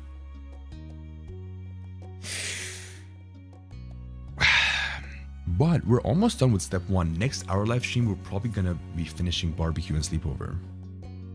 It's a sibling thing, I guess. Makes sense. Kind of endearing. Is Cove an only child? I think so. Is Baxter an only child? I remember seeing a tweet somewhere about a sister, like a twin of Baxter somewhere, but I don't know if it was a fan creation or if it was a confirmed canon thing by GB Patch. I did save, right? I'm pretty sure I saved. Yeah, it's here. Yeah, okay. Cool. But I don't know, because Cove is also an only child, I kind of feel like, yeah, I am kind of filling in that role of an older sibling. I don't know if we're older than him, probably not, but someone who can be there for him. Maybe if we're not even older, at least we're acting like an older, sibling would. That's kind of how I feel right now. I don't know if it'll change in the future. I have no clue. I'm open to anything. I'm just, just explaining what I'm feeling currently. I think Baxter is probably answered in a Q&A somewhere. So Baxter is what? Baxter is... Or, are you saying you think Baxter is probably answered in the Q&A somewhere? Alright. Well, anyway, thank you to those who watched, who have joined the stream in the 3 hour and a half almost that we have been live. Thank you, Exy, thank you, Amlet, and thank you, An Only Child. Okay. So then that twin thing that I saw was a fan creation probably on Twitter. And also thank you to the VOD viewers for chilling with me. See you in another video that you choose to watch on this channel or in the Discord, the Patreon exclusive Discord. And yeah, please do go watch the Hatoful Boyfriend series that comes out soon. I really enjoyed doing that series. We finished it in 3 streams, 3 long ass streams. And I really did enjoy doing the voices of that and stuff. Please go enjoy that. I'm really proud of it. Even though, again, the game felt like it could have been better, the experience, like I even explained, was beautiful to me. And even though I felt exhausted after I got up from my nap after the stream, I was like, oh, that was nice. All right. Anyway, I am going to go to bed. And thank you all for being here, chilling with me, hopefully drinking some soothing beverage with me.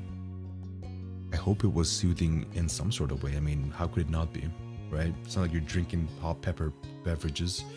Anyway, good night, and I will see you in the next whatever, wherever. You know, time doesn't exist. You know, time is a made-up illusion. I'll see you in past, present, or future. Goodbye, and goodbye, Amlet.